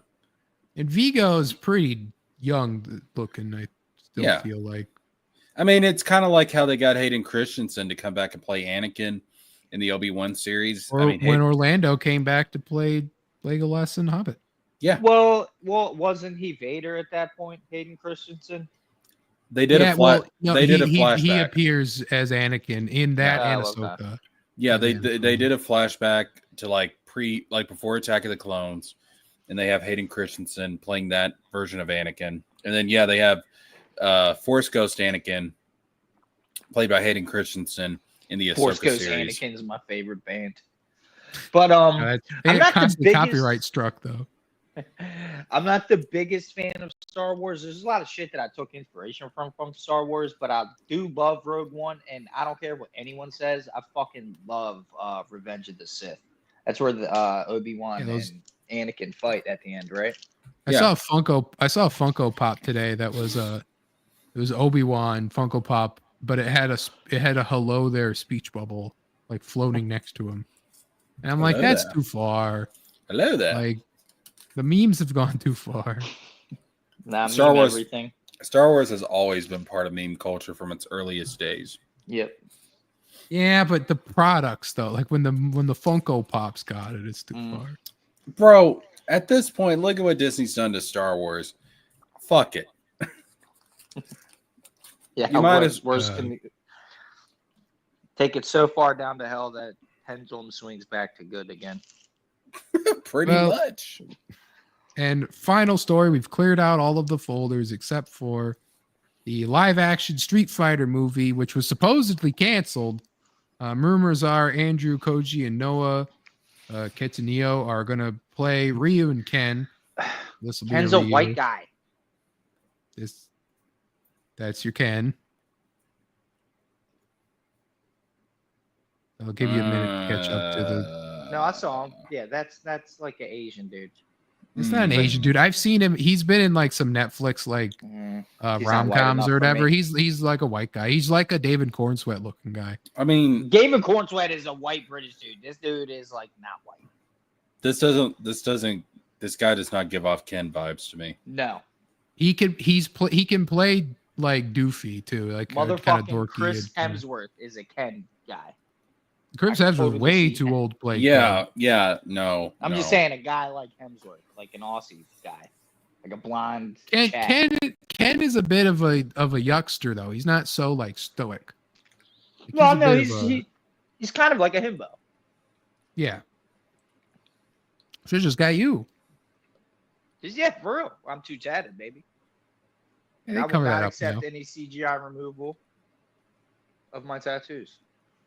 Um, I could be Guile. but I'll be Guile. Jason Momoa and Roman Reigns are also in talks to star in the movie too. Rumors are that Roman could be Akuma, No. Hell no. but Roman I don't know. Reigns as a Kuma. But or Momoa could be Akuma. Maybe.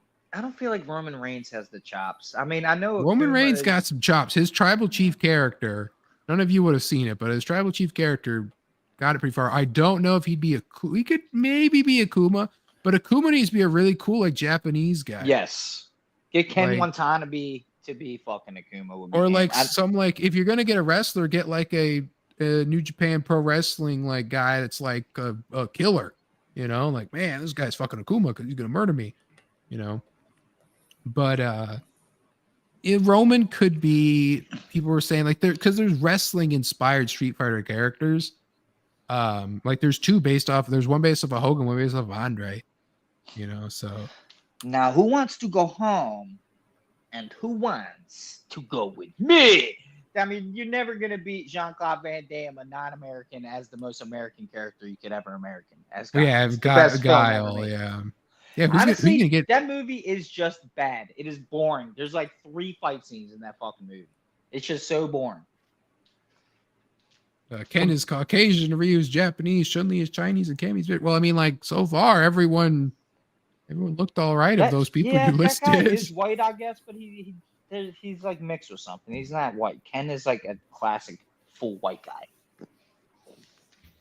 And then Grumpy's mad that Cammy's not casted in nobody, so it's like I don't know what he's talking about. He just likes his lady with the ass out, but Yeah, I could care less for Cammy. I'm out of it. Like there's no one talking about Cammy Grumpy. Well, I saw some people saying Sydney Sweeney, the most overrated actress of all time, is Cammy. She did look pretty good in a Cammy like AI get up though. I will say that.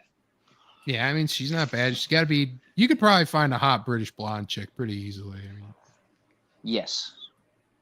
so. But Cammy's then not British, like- though, is she? Like Ming Na as Chun-Li wasn't bad. She's Chinese. I don't know who. Well, like Chloe Bennett's Chinese, but she doesn't have the build for Chun-Li's. But I chose this for the final story just because it was Process of Elimination. It was kind of like the lamest one. We kind of hit all the. I was wanting to hit the good ones first. So. Is Little League coming back for more, maybe? I mean, I don't know. Maybe it won't come back at all. Then we don't have to worry about this. I don't have to worry about trying to throw together a show. But yeah. That's the end of our show for the season finale, I guess. I mean, we don't didn't do it and ask us anything because I didn't want to have the show go too long. I gotta be at work. Fucking 30. I gotta be up for work in 6 hours. So Damn, it is almost 12:30. Daggum. we started later. Yeah, I didn't even realize that. But yeah, so thank you, Snowman and Jessica, for being on. Arigato. Thank you, everyone in the chat. Grumpy, Dragon the Man, chat. Swan, a Tory fan. Preston was here. Cynic was here. Roy Jean. Ruby popped in. And Jamie, Sleeping Psychopathy. And yeah, we will be back, chat. Do not listen to Wizard. One way or We were- another, we will be back. We're not gonna be back. I mean, I don't know. I mean, just I'm gonna drag his ass back. Don't worry about Drag it. his ass back. there's He'll a be lot back of as stuff's Wizrad. gotta happen. A lot of stuff's gotta go down. Arigato. You know. Yeah, So we'll just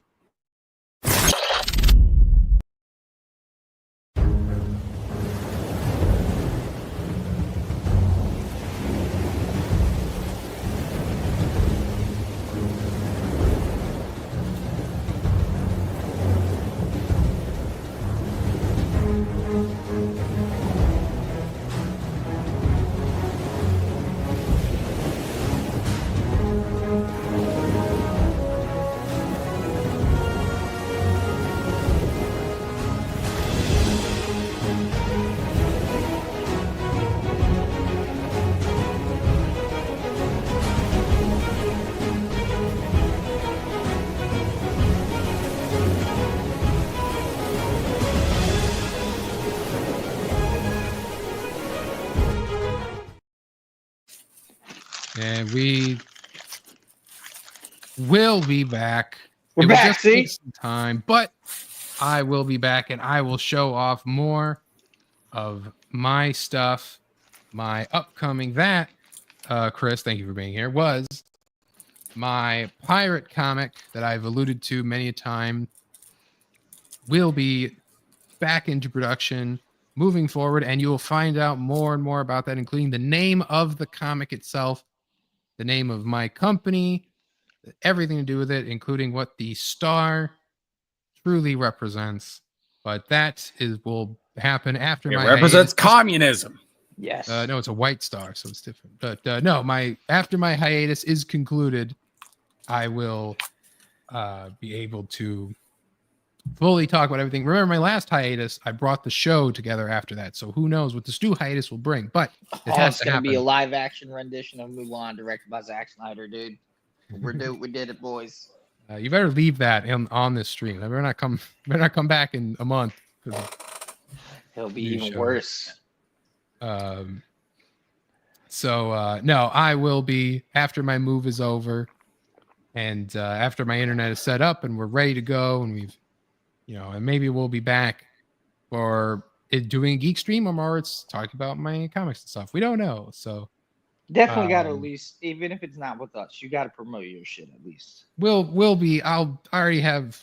All I can do all day working is think about the stuff. So it's, I got some ideas. Why is Chris Grimmy is talking right. about? Why is Grimmy talking about small hats? It's That bar's not AI. real. Don't worry. It's an AI thing. Don't worry about it. It doesn't have to be solely accurate. It was just a hype up. Just to get It's a y'all hyped. concept trailer. You can Concept call me trailer. Samurai Snowman Z, Chris. So anyway, thanks everyone for being here. Thanks everyone once again. Thanks for watching 31 episodes of WoW Wednesday and whatever it is, like 4 or 5 of the Thursday streams and like the 4 gaming streams that we did. And we'll see where the future holds and where life takes me after this move. And yeah, so thanks. And I will, for the first time you've able to hear it, last time for a long time, I will play the outro.